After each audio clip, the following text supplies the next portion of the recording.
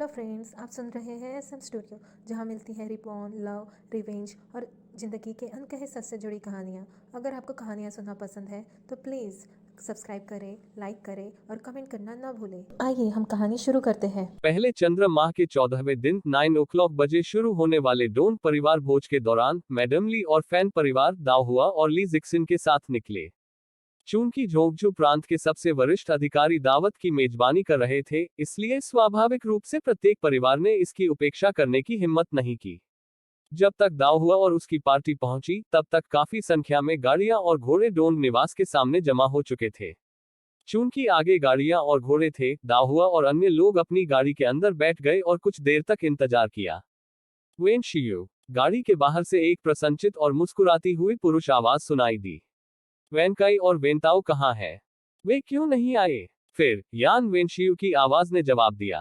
वे किसी काम में व्यस्त हैं और दोपहर के आसपास लिटिल प्रिंस के साथ आएंगे। विरोध करने में असमर्थ यान यल ने गाड़ी के पर्दे का एक कोना उठाया और तुरंत डोंग युवानिक्सुआन को देखा, जो डोंग निवास के सामने यान वेनशियू के साथ मजाक कर रहा था। खूबसूरत डोंग युवानिक्सुआन को देखकर गाड़ी के अंदर कई लड़कियों के चेहरे पर प्रशंसा का संकेत दिखाई दिया। दाओहुआ ने उसकी ओर देखा, उसकी आंखें भी प्रशंसा से भर गईं। शायद गाड़ी में लड़कियों की निगाहें बहुत तेज थीं। डोंग युवानिक्सुआन ने इसे महसूस किया और उनकी दिशा में देखा। यान परिवार की लड़कियों को पहचानकर वह मुस्कुराया और सिर हिलाया। यह देखकर दाओहुआ ने तुरंत कहा, जल्दी से पर्दा नीचे करो, दूसरों को देखने मत दो। बाहर यान यल सभ्य और विनम्र थी और आज्ञाकारी रूप से पर्दा नीचे कर रही थी। सीधी बैठने के बाद उसने मुस्कुराते हुए कहा, अभी भाई डोंग मुझे देखकर मुस्कुराए। यान यीशुंग ने कहा, खुद की चापलूसी मत करो भाई डोंग स्पष्ट रूप से हम सभी को देखकर मुस्कुरा रहे थे। यान यल जवाब देने ही वाली थी, लेकिन यान यहुआन ने उसे पीछे खींच लिया। हाथ में रिबन लेकर खेल रही दाहुआ ने उन पर कोई ध्यान नहीं दिया। जब तक वे शोर नहीं मचाते, वह आमतौर पर उनकी चंचल नोक झोंक में हस्तक्षेप नहीं करती थी। यान यहुआन ने मुस्कुराते हुए विषय बदल दिया, इसके बारे में बोलते हुए, भाई डोन को हमारे घर आए काफी समय हो गया है। दाओहुआ की ओर देखते हुए उसने आगे कहा, बड़ी बहन भाई डोंग हमेशा छोटे राजकुमार, तीसरे भाई और चौथे भाई के साथ आते जाते थे, लेकिन वे पिछले साल एक साथ नहीं रहे। ऐसा क्यों है? दाओहुआ ने उत्तर दिया, भाई डोंग वयस्क होने वाला है और उसने पहले ही परिवार के मामलों को संभालना शुरू कर दिया है, इसलिए स्वाभाविक रूप से उसके पास कम खाली समय है। डोंग युवानिक्सुआन की स्थिति तीसरे और चौथे भाइयों से अलग थी। डोंग परिवार ने पहले ही उसके लिए मार्ग प्रशस्त कर दिया था। उसे अपने भाइयों की तरह संघर्ष करने की आवश्यकता के बिना एक आशाजनक भविष्य पाने के लिए बस पारिवारिक व्यवस्थाओं का पालन करने की आवश्यकता थी। हर कोई प्रबुद्ध दिख रहा था। बाहर बढ़ती हलचल को सुनकर ली जिक्सिन ने हस्तक्षेप किया, पिछले 1 या 2 महीने में डोन रेजिडेंस ने कथित तौर पर यंग मास्टर डोन के लिए एक मैच की तलाश में कुछ भोज की मेजबानी की है। इन शब्दों पर यान यहुआन और अन्य लोगों ने ली जिक्सिन की ओर अपनी निगाहें घुमाई। यान यीशुंग ने उत्सुकता से पूछा, क्या आप सच कह रहे हैं? आप हमें धोखा तो नहीं दे रहे हैं? प्रश्न पूछे जाने पर ली जिक्सिन थोड़ा परेशान हो गए। उन्होंने चिल्लाते हुए कहा, मैं आपसे झूठ क्यों बोलूंगा? नए साल से पहले मैं अपनी मां के साथ अन्य आवासों का दौरा करने गया था और मैंने कई युवा महिलाओं को इस मामले पर चर्चा करते हुए सुना। दाओहुआ ने यान यीशुंग पर नजर डाली, जिसने कड़ी प्रतिक्रिया व्यक्त की थी, फिर यान यहुआन पर, जो घबराहट से अपना रुमाल घुमा रही थी, और थोड़ी सी भौहें सिकोड़कर बोली, भाई डोन की शादी की बात में आश्चर्यचकित होने की क्या बात है? प्रांतीय गवर्नर का कार्यकाल इस साल के अंत में समाप्त हो रहा है। भले ही वे झोंगझू में एक मैच नहीं चुनते हैं, वे एक की तलाश के लिए बीजिंग वापस जाएंगे। इसके साथ ही उनकी अभिव्यक्ति और भी गंभीर हो गई। जब आप मेहमान के रूप में बाहर जाते हैं, तो सुनी सुनाई हर छोटी छोटी बात का बतंगड़ न बनाएं। अगर लोग ऐसा देखते हैं, तो वे सोच सकते हैं कि यान परिवार की लड़कियों में गरिमा की कमी है। आज उपस्थित लोगों में झोंगझू के उच्च पदस्थ अधिकारी और स्थापित कुलीन परिवारों की महिलाएं हैं। यदि आप विभिन्न मैडमों के साथ खराब प्रभाव नहीं छोड़ना चाहते हैं, तो अपने व्यवहार और आचरण पर पूरा ध्यान दें। यह सुनकर यान यीशुंग और अन्य लोग और अधिक अशोभनीय व्यवहार करने लगे। ये लड़कियां, जो अब 13 या 14 वर्ष की हो चुकी हैं, जानती थी कि कुछ वर्षों में वे विवाह के लिए बातचीत शुरू कर देंगी। हर सैर एक अच्छी प्रतिष्ठा बनाने और अनुकूल प्रभाव डालने का एक अवसर था। उन्होंने अपने भविष्य की संभावनाओं से संबंधित मामलों में जानबूझकर कार्य करने का साहस नहीं किया। कुछ चेतावनियां देने और यह देखने के बाद कि उसकी बहनें शांत हो गई हैं, दाहुआ ने राहत महसूस की और कुछ नहीं कहा, अपनी आंखें बंद करके आराम करने के लिए गाड़ी के सामने झुक गई। उसके बाद यान यिशुंग और अन्य लोग चुप हो गए। यांग शियुजुन ने देखा कि यान यिशुंग और यान यिहुआन कुछ विचलित लग रहे थे। उनकी आंखों में चमक देखकर उसे एहसास हुआ कि वे शायद उस खूबसूरत युवक के बारे में सोच रहे थे जिसे उन्होंने अभी अभी देखा था। जल्द ही गाड़ी फिर से चलने लगी, साइड गेट से प्रवेश करते हुए सीधे चविहुआ गेट की ओर जाने लगी। चविहुआ गेट पर पहुंचने पर दाहुआ और अन्य लोग गाड़ी से बाहर निकले और मैडम डोंग और डोंग युवानयाओ ने उनका स्वागत किया। मैडम डोंग ने प्यार से मैडम ली का हाथ थाम लिया और मैडम फैन के बारे में नहीं भूली और उन्होंने गर्मजोशी से कहा, आखिरकार आप आ गए। प्रदर्शन के लिए मंच तैयार हो गया है। आइए जल्दी से नाटक देखें। मैडम ली ने हंसते हुए कहा, आपको कम से कम हमें पहले ओल्ड मैडम डोंग के प्रति अपना सम्मान व्यक्त करने देना चाहिए। मैडम डोंग ने मुस्कुराते हुए उत्तर दिया, माँ भी मंच के पास है। मैडम डोंग ने मैडम ली और मैडम फैन के साथ नेतृत्व किया, जबकि डोंग युवानयाओ कुछ अन्य युवा महिलाओं के साथ दाहुआ के साथ हाथ में हाथ डालकर चले। दाहुआ ने धीमी आवाज में कहा, आपके परिवार ने आज बहुत सारे मेहमानों को आमंत्रित किया है ना? डोंग युवानयाओ ने अपना चेहरा ढंकते हुए सिर हिलाया, वास्तव में, मैं सुबह से उठ गया हूं और मुझे आराम करने का एक क्षण भी नहीं मिला है। दाहुआ ने सहानुभूतिपूर्वक उसका हाथ थपथपाया, यह अच्छी तरह से जानते हुए कि भोज की मेजबानी करना कितना थका देने वाला हो सकता है, और कहा, आपने कड़ी मेहनत की है। जल्द ही सभी लोग मंच क्षेत्र में पहुंचे। दाहुआ ने मंच पर तैयारी कर रहे कलाकारों पर नजर डाली और पूछा, क्या आपके परिवार ने शुआशी मंडली को आमंत्रित किया था? डोंग युवानयाओ ने सिर हिलाया। दाहुआ ने पूछा, क्या शी भी यहाँ है? डोंग युवानयाओ ने फिर से सिर हिलाया, वह यहाँ है। आखिरकार वह शुआशी मंडली का मुख्य आधार है। हर कोई उसके नाटकों को पसंद करता है, उसे उन्हें प्रदर्शन करना होगा। दाओहुआ ने आह भरते हुए कहा, कल ही उसे घुटने टेकने और पीटने की सजा दी गई थी, मुझे आश्चर्य है कि क्या वह आज प्रदर्शन कर सकता है। डोंग युयान्याओ ने टिप्पणी की, एक मंडली में घायल अवस्था में प्रदर्शन करने वाले अभिनेता काफी आम है। भले ही वे असहज हों, उन्हें इसे सहना पड़ता है। बाद में मैडम ली ने दाहुआ और कुछ अन्य लोगों के साथ ओल्ड मैडम डोंग को अपना सम्मान दिया। एक बार जब मैडम डोंग ने उन्हें बैठाया तो वह अन्य मेहमानों की देखभाल करने में व्यस्त हो गई, और जब डोंग युवानयाओ ने अन्य युवा महिलाओं को आते देखा तो जाने से पहले थोड़ी देर के लिए रुकी। उस समय नाटक शुरू हो चुका था। पहले दृश्य में एन शी को प्रदर्शित करने के लिए ओल्ड मैडम डोंग द्वारा विशेष रूप से अनुरोध किया गया था। मंच पर आंशी को देखते हुए दाहुआ खरबूजे के बीज तोड़ रहा था। मैं सोचता था कि इन बीजों को खाना व्यर्थ है, लेकिन अब जब मुझे इसकी आदत हो गई है, तो मैं नाटक सुनते समय इनके बिना नहीं रह सकता। यहाँ भी ऐसा ही है। जब भी मेरे पास कुछ खाली समय होता है, मैं कुछ करने से खुद को नहीं रोक पाता। नए साल से पहले मैडम जू के भोज में, हमने कमरे में तरबूज के बीज फोड़ने के अलावा कुछ नहीं किया, और यह बिल्कुल भी उबाऊ नहीं लगा। मेरी दादी को भी खरबूजे के बीज फोड़ते समय हमारे साथ बातें करना अच्छा लगता है। अन्य युवतियों की बातचीत सुनकर दाहुआ के होंठ थोड़े मुड़ गए। ऐसा लग रहा था कि खरबूजे के बीज धीरे धीरे लोकप्रिय हो रहे हैं। वुशी के समय 11 ओ क्लॉक पूर्वाह 1 ओ क्लॉक अपराह्न के दौरान मैडम जियांग वानिंग के साथ पहुंची। जैसे ही जियांग वानिंग प्रकट हुई, युवा महिलाओं की भीड़ उसके चारों ओर इकट्ठा हो गई, जो उसके सुंदर कपड़ों और अद्वितीय सिर के आभूषणों की प्रशंसा कर रही थी। जियांग वानिंग मुस्कुराई और कुछ देर तक महिलाओं की प्रशंसा सुनती रही। जब उसने दाहुआ को एक तरफ बैठे देखा तो उसकी अभिव्यक्ति एक पल के लिए लड़खड़ा गई। जैसे ही दाहुआ ने भी उधर देखा, उन्होंने एक दूसरे को सिर हिलाया और फिर दोनों ने अपनी नजरें दूसरी ओर घुमा ली। मंच के पीछे एन शी लगातार कई गीत गाकर थका हुआ महसूस करने लगा था। तभी सामने के आंगन से एक नौकर उन्हें सूचित करने आया कि उन्हें वहां प्रदर्शन करने की आवश्यकता है। मंडली के नेता ने तुरंत झुककर अनुरोध स्वीकार कर लिया। नौकर के चले जाने के बाद मंडली का नेता एन शी की ओर मुड़ा। उसे मेकअप में देखकर लेकिन अपनी थकान छुपाने में असमर्थ होने पर उसे कुछ अफसोस हुआ।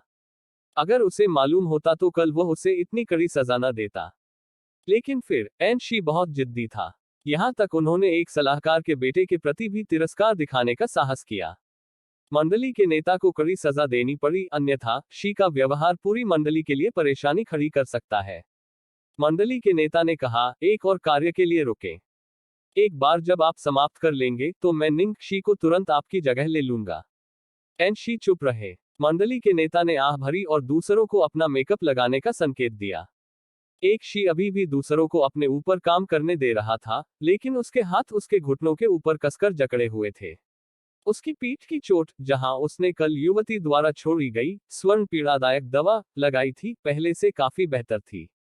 हालांकि ठंड में बहुत लंबे समय तक घुटने टेकने के कारण उसके पैर अब गंभीर रूप से दुखने लगे थे। आपके परिवार के व्यंजन बहुत भव्य हैं। दोपहर के भोजन के बाद प्रत्येक घर की युवतियों को परिचित मिले और वे बातचीत करने और हंसने के लिए पूरे बगीचे में बिखर गईं। डोंग युवानयाओं ने दाओ हुआ, यान यिहुआन और कुछ अन्य लोगों को मंडप में आराम करने के लिए प्रेरित किया। डोंग युयान्याओ ने मुस्कुराते हुए कहा, आप जानते हैं कि मेरे परिवार द्वारा आयोजित इस भोज का उद्देश्य क्या है, इसलिए निश्चित रूप से हमें अपनी ताकत का प्रदर्शन करना चाहिए।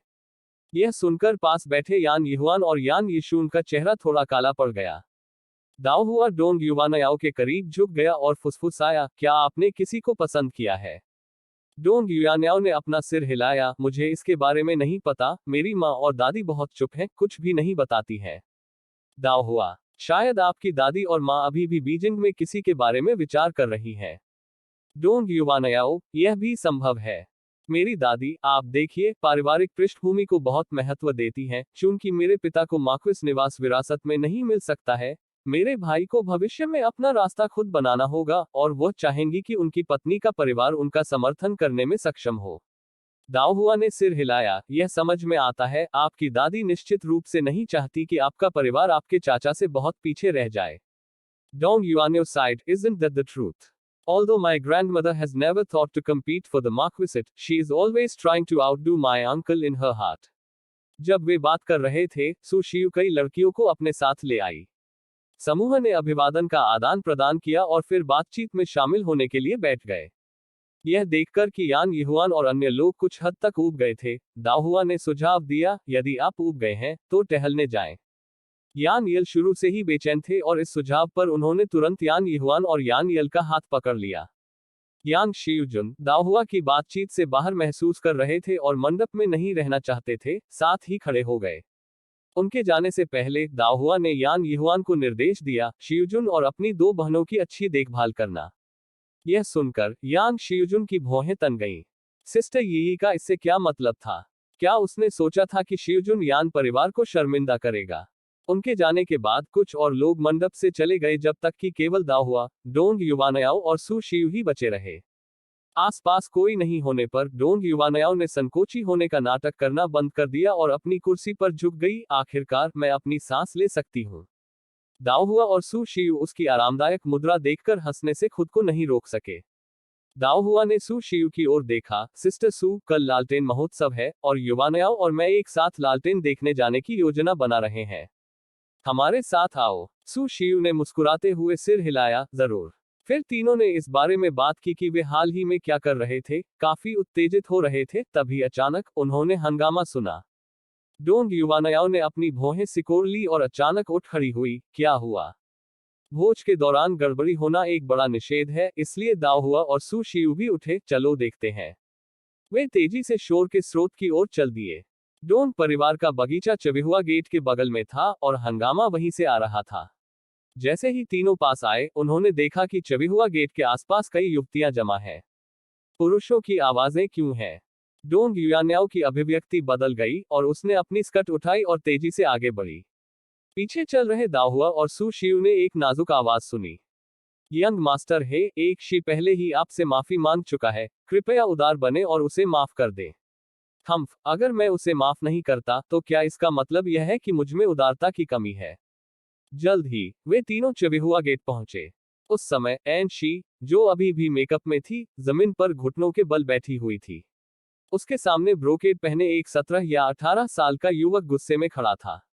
कुछ कदम की दूरी पर चविहुआ गेट की दिशा के पास जियांग वानिंग और कई अन्य लड़कियां थीं। दाओ हुआ तुरंत समझ गया, ब्रोकेड पहने युवक का इरादा एनशी को दंडित करने का था और जियांग वानिंग अन्य लड़कियों के साथ दया की गुहार लगा रही थी। तभी शुआशी ट्रूप का पसीने से तरबतर मालिका ली अपना हाथ हिलाकर नौकरों को एनशी को ले जाने का संकेत दिया और बेत से मारने का जिक्र नहीं किया। मंडली का मुखिया जल्दी से एनशी का समर्थन करने चला गया। जैसे ही एनशी खड़ा हुआ, उसके पैर कांप रहे थे।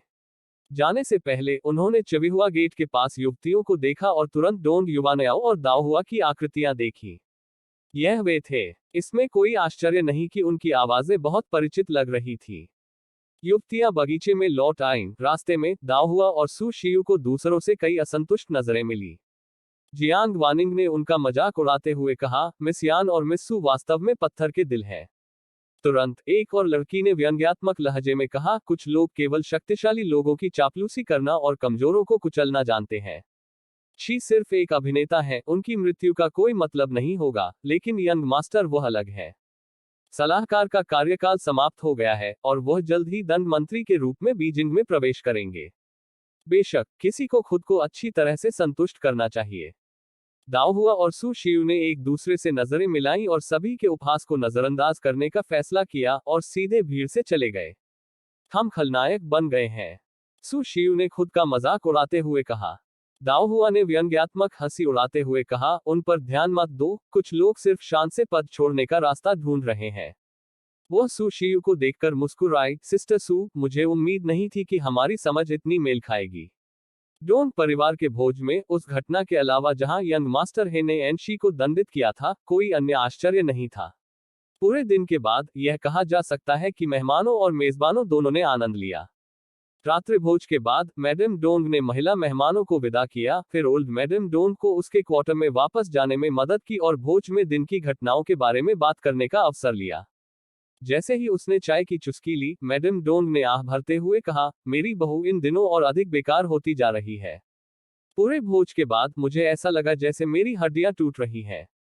बूढ़ी मैडम डोंग ने मुस्कुराते हुए अपनी बहू की ओर देखा, तुम्हें जल्दी करना चाहिए और युवानिक सुआन के लिए एक पत्नी ढूंढनी चाहिए। एक बार जब उसके पास बहू होगी तो तुम आराम कर सकती हो। मैडम डोंग ने अपना चाय का कप नीचे रखा, हमने घर पर कई भोज आयोजित किए हैं। माँ, क्या आपको कोई संभावना पसंद आई है? ओल्ड मैडम डोंग के चेहरे पर मुस्कान थोड़ी फीकी पड़ गई और उन्होंने कुछ असंतोष के साथ कहा, स्थानीय अधिकारियों की बेटियों की शक्ल सूरत अच्छी है और उनका पालन पोषण पारिवारिक है। हालांकि उनकी पारिवारिक पृष्ठभूमि में कमी है और उनमें से कुछ हमारे माक्विस योनगजिया निवास के लिए बिल्कुल उपयुक्त नहीं है।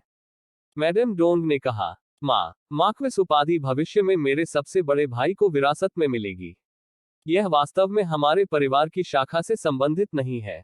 मुझे लगता है कि हम सामाजिक प्रतिष्ठा के संबंध में अपनी अपेक्षाओं को थोड़ा कम कर सकते हैं।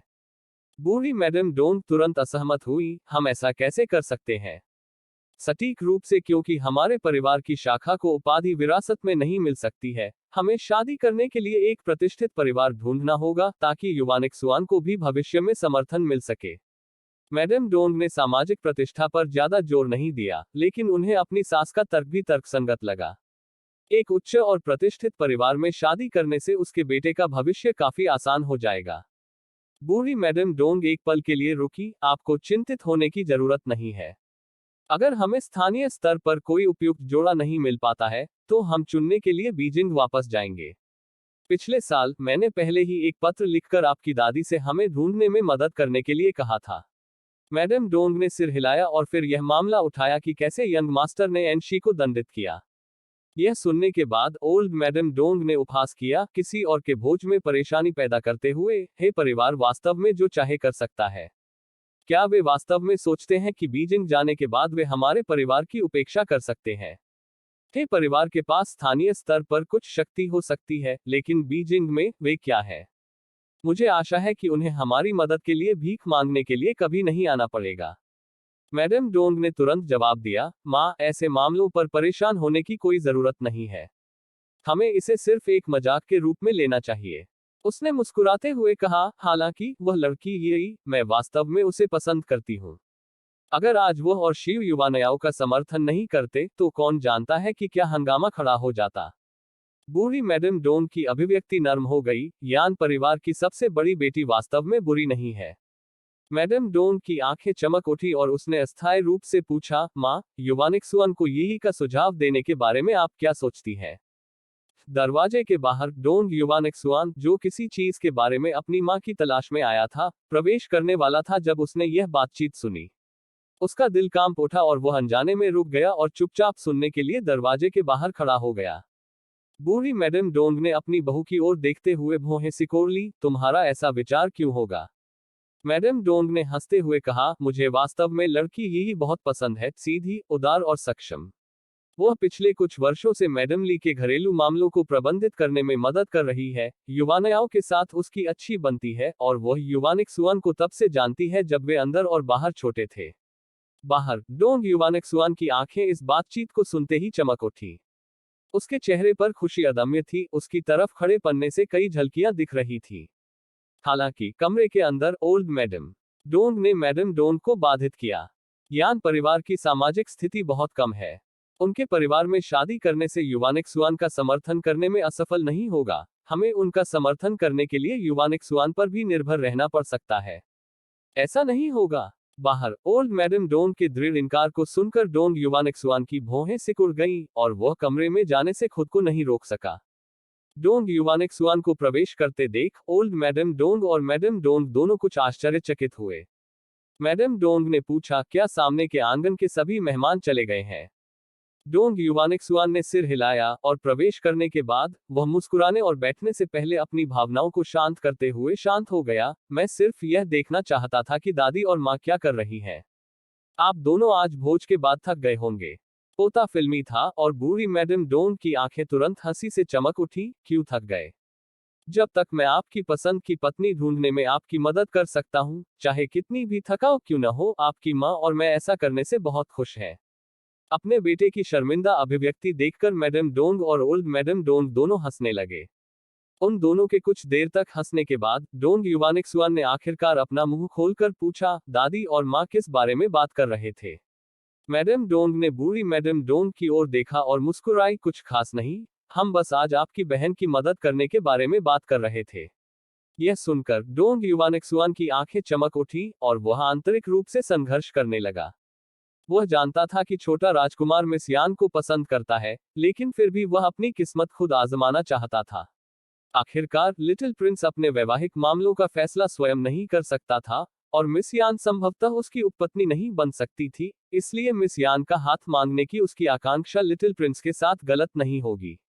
एक पल के लिए झिझकने के बाद डोंग युवानिक सुआन ने मुस्कुराते हुए कहा, मिस यान और मेरी बहन करीब हैं, वे हमेशा मेंग से जियो और जियो से मेंग की तरह अविभाज्य रहे हैं। फिर उसने लापरवाही से कहा, इसके बारे में बात करते हुए, इन वर्षों में यान परिवार बहुत तेजी से बढ़ा है। मुझे याद है जब मैं पहली बार यान भाई बहनों से मिला था, श्री यान सिर्फ एक काउंटी मजिस्ट्रेट थे। अब बस कुछ साल बीत चुके हैं और न केवल श्री यान एक मजिस्ट्रेट बन गए हैं, बल्कि ओल्ड मैडम यान और मैडम ली भी कमांडर मैडम बन गए हैं। वेंताओ ने शाही परीक्षा उत्तीर्ण करने के बाद मास्टर जियो के लिए काम करना शुरू कर दिया। आज पिता ने वेंताओ का परीक्षण किया और कई बार उसकी प्रशंसा की और कहा कि वह भविष्य में आधिकारिक सामग्री का वादा करने के लिए बाध्य है। मैडम डोंग ने अपने बेटे पर नजर डाली, उसकी अभिव्यक्ति थोड़ी आश्चर्यचकित थी। उनके बेटे ने शायद ही कभी उनसे इन मुद्दों पर चर्चा की। आज क्या चल रहा था?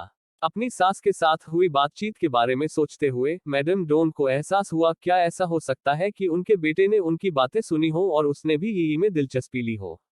इस विचार के साथ मैडम डोंग मुस्कुराई और अपने बेटे का अनुसरण करते हुए कहा, वास्तव में यान परिवार पिछले कुछ वर्षों में काफी अच्छा कर रहा है। बूढ़ी मैडम डोंग को कोई खास दिलचस्पी नहीं थी, उन्होंने बस इतना कहा, एक परिवार के टिके रहने के लिए यह इस पर निर्भर करता है कि उनके वंशज होनहार हैं या नहीं। केवल वर्तमान को देखने से बहुत कुछ पता नहीं चलता है। डोंग युवानिक सुआन ने हंसते हुए कहा, दादी, यान भाई निश्चित रूप से आशाजनक है। वेंताओ का तो जिक्र ही नहीं, यहाँ तक वेंकई और वेंताओ भी अब लिटिल प्रिंस के साथ काम कर रहे हैं। उनकी भविष्य की संभावनाएं निश्चित रूप से खराब नहीं है। बूढ़ी मैडम डोंग ने अपना सिर हिलाया। द लिटिल प्रिंस अपनी मां को मुख्य पत्नी के रूप में पदोन्नत करने के बाद उसका अपना भविष्य अभी भी अनिश्चित है। अकेले उन लोगों को छोड़ दे जो उसका अनुसरण करते हैं। डोंग युवानिक सुआन ने अपनी भौहें सिकोड़ ली, यह सही नहीं हो सकता। हालांकि लिटिल प्रिंस प्रिंस पिंक के बहुत करीब नहीं है, फिर भी सम्राट उसका बहुत समर्थन करता है। इसके अलावा लिटिल प्रिंस प्रमुख पत्नी का वैध पुत्र है और भले ही उसकी मां को पदोन्नत किया जाता है, वह केवल सौतेली मां होगी। जियो येचेन संभवतः प्रिंस निवास के शीर्षक और संपत्ति के लिए लिटिल प्रिंस के साथ प्रतिस्पर्धा नहीं कर सकता है ना? बूढ़ी मैडम डोंग ने अपने पोते की ओर निराशा से देखा, तुम अभी भी बहुत छोटे हो। शाही परिवार हमेशा हितों को पहले रखता है। हो सकता है कि सम्राट को छोटे राजकुमार के प्रति कुछ स्नेह हो, लेकिन हितों के विरुद्ध तौले जाने पर उस स्नेह का क्या महत्व है। इसके अलावा पिछली अदालत में महिलाओं को कम मत आंकिए। यदि उसकी मां राजकुमारी कंसोर्ट गुओ को भगा सकती है और प्रिंस निवास में लिटिल प्रिंस के जीवन को इस हद तक असहनीय बना सकती है कि अब भी बीजिंग के लोग लिटिल प्रिंस के बारे में बुरी धारणा रखते हैं, तो आप कल्पना कर सकते हैं कि उसके साधन कितने दुर्जय हैं। आधिकारिक तौर पर नियुक्त किए जाने से पहले ही वह इतनी आक्रामक थी, अब जब उसे उचित पहचान मिल गई है तो जाने दीजिए। बस इंतजार करें और देखें, प्रिंस पिंक के खिताब के लिए संघर्ष भयंकर होगा। इतना कहकर उसने अपना सिर हिला दिया। अब जब लिटिल प्रिंस झोंकझू में है तो वह कुछ परेशानियों से बच सकता है, लेकिन अगर वह बीजिंग लौटता है तो वह परेशान करने वाले मामलों में शामिल होने के लिए बाध्य है। एक व्यक्ति की ऊर्जा सीमित है। यदि वह सभी प्रकार के तुच्छ मामलों में उलझा हुआ है, तो आप उससे अच्छे भविष्य के लिए प्रयास करने की उम्मीद कैसे कर सकते हैं। डोंग युवानिक्सुआन चुप हो गया। दादी, आप लिटिल प्रिंस को नहीं समझती हैं। अगर वह बीजिंग लौटता है तो उसकी मां लिटिल प्रिंस को बदनाम नहीं कर पाएगी, जैसा कि वह तब करती थी जब वह एक बच्चा था। बूढ़ी मैडम डोंग ने थोड़ी चिंता के साथ उत्तर दिया, शायद, लेकिन लिटिल प्रिंस की आगे की राह निश्चित रूप से आसान नहीं होगी। ठीक है, आइए अन्य परिवार के मामलों में हस्तक्षेप न करें। कुछ देर तक डोंग लाओ ताइताई के साथ बातचीत करने के बाद मैडम डोंग और डोंग युवानिक्सुआन ने जाने के लिए खुद को माफ कर दिया। जाओ और देखो कि क्या तुम्हारे पिता ने सामने के आंगन में अपना काम पूरा कर लिया है। मैं अकेले ही मुख्य आंगन में वापस जा सकती हूँ, उसने कहा। यह देखकर कि उनका बेटा उनके साथ जाना चाहता है, मैडम डोंग मुस्कुराई और मना कर दिया। वे सभी दिन भर व्यस्त रहे, न केवल वह, बल्कि उसका बेटा और बेटी भी। डोंग युवानिक्सुआन सहमत नहीं हुआ, बल्कि उसने कहा, माँ, मुझे कुछ देर के लिए आपके साथ चलने दीजिए। मैडम डोंग ने अपने लगातार सुंदर और तेजस्वी बेटे को देखा और सिर हिलाते हुए मुस्कुराए। रास्ते में, यह देखते हुए कि उनके बेटे ने कई बार बोलने की कोशिश की लेकिन खुद को रोक लिया, मैडम डोंग ने पूछा, जुबान रख, क्या तुम्हें माँ को कुछ बताना है। डोंग युवानिक्सुआन एक पल के लिए चुप रहा, एक गहरी सांस ली, साहस जुटाया और मैडम डोंग की ओर देखा। माँ, मैंने अभी आपके और दादी के बीच की बातचीत सुनी। मैडम डोंग ने चलना बंद कर दिया, अपने बेटे की ओर देखने के लिए अपना सिर घुमाया और उसके आगे बढ़ने का इंतजार करने लगी। डोंग युवानिक्सुआन, मुझे लगता है कि सिस्टर यान काफी अच्छी है। यह कहने के बाद उसने कुछ उत्सुकता से मैडम डोंग की ओर देखा। मैडम डोंग कुछ देर चुपचाप अपने बेटे को देखती रही, उसकी आंखों में घबराहट देखकर वह एक पल चुप रही और उसका हाथ पकड़कर चलती रही। माँ को भी वह लड़की पसंद है, लेकिन तुम्हारी दादी भी गलत नहीं थी। यान परिवार की पृष्ठभूमि वास्तव में थोड़ी नीची है। डोंग युवानिक्सुआन ने तुरंत जवाब दिया, माँ, मैं अपने भविष्य के लिए कड़ी मेहनत करूंगा, जरूरी नहीं कि मैं यू परिवार के समर्थन पर निर्भर रहूं। इसके अलावा वेन शियू जानकार और सक्षम है, भविष्य में उसकी संभावनाएं मुझसे बदतर नहीं हो सकती हैं। अपने बेटे की उत्सुकता को देखते हुए मैडम डोंग ने भौहें चढ़ाई। जुबान एर, माँ को सच बताओ, तुम और ये। डोंग युवानिक्सुआन को पता था कि मैडम डोंग क्या पूछ रही है और उसने जल्दी से समझाया, नहीं, माँ, इसके बारे में ज्यादा मत सोचो। सिस्टर यान और मैंने हमेशा एक दूसरे के साथ बिना किसी अनुचित व्यवहार के अत्यंत सम्मान के साथ व्यवहार किया है। मैडम डोंग ने राहत की सांस ली। जब से उसने अपने बेटे के लिए रिश्ता ढूंढने का जिक्र किया, वह काफी शांत व्यवहार कर रहा था, और वह वास्तव में चिंतित थी कि शायद उसके और यी के बीच कुछ चल रहा था। डोंग युवानिक्सुआन ने आगे कहा, वास्तव में, आज से पहले, मैंने कभी इस तरह से नहीं सोचा था। लेकिन जब मैंने माँ को मेरे लिए एक संभावित साथी के रूप में सिस्टर यान का उल्लेख करते हुए सुना, तो मेरा दिल द्रवित हो गया। बचपन से लेकर अब तक, मैं उन परिवारों की कई युवतियों से मिला हूं जिनके हम करीब हैं, लेकिन उनमें से ज्यादातर आरक्षित और सुस्त हैं। वे चीजों को अपने तक ही सीमित रखते हैं और मुझसे अनुमान लगाने और आश्चर्य करने की अपेक्षा करते हैं, जो एक या दो बार सहन करने योग्य है, लेकिन अगर यह जीवन भर ऐसा ही रहने वाला है, तो यह विचार ही मुझे सिरदर्द देता है। मैडम डोंग ने सहमति में सिर हिलाया। उसे ऐसे लोग भी पसंद नहीं थे जो बहुत दब्बू हों। यह देखकर कि उसकी मां की अभिव्यक्ति अच्छी थी, डोंग युवानिक्सुआन ने धीरे धीरे आत्मविश्वास हासिल किया। मैंने हमेशा महसूस किया है कि हमारा परिवार बहुत अच्छा है, माँ और बहन दोनों खुश हैं, और जब मैं घर आता हूँ तो आपकी मुस्कुराहट देखकर पिताजी और मुझे बहुत खुशी होती है। भले ही मैं बाहर रहकर थक गया हूँ, मेरा दिल खुश है। सौभाग्य से, सिस्टर यान भी उसी तरह की इंसान है। उनके साथ रहने से व्यक्ति हमेशा खुले दिल, तनाव मुक्त और सहज महसूस करता है। मैडम डोंग ने अपने बेटे की ओर देखने के लिए अपना सिर घुमाया। क्या सचमुच आज तुम्हारे मन में केवल यही विचार आया है? डोंग युवानक्सुआन ने गंभीरता से सिर हिलाया। मैडम डोंग ने आह भरते हुए कहा, माँ को ये पर कोई आपत्ति नहीं है, लेकिन आपकी दादी और आपके पिता, वे सहमत नहीं हो सकते हैं। डोंग युवानक्सुआन ने तुरंत अपनी भौहें सिकोड़ ली।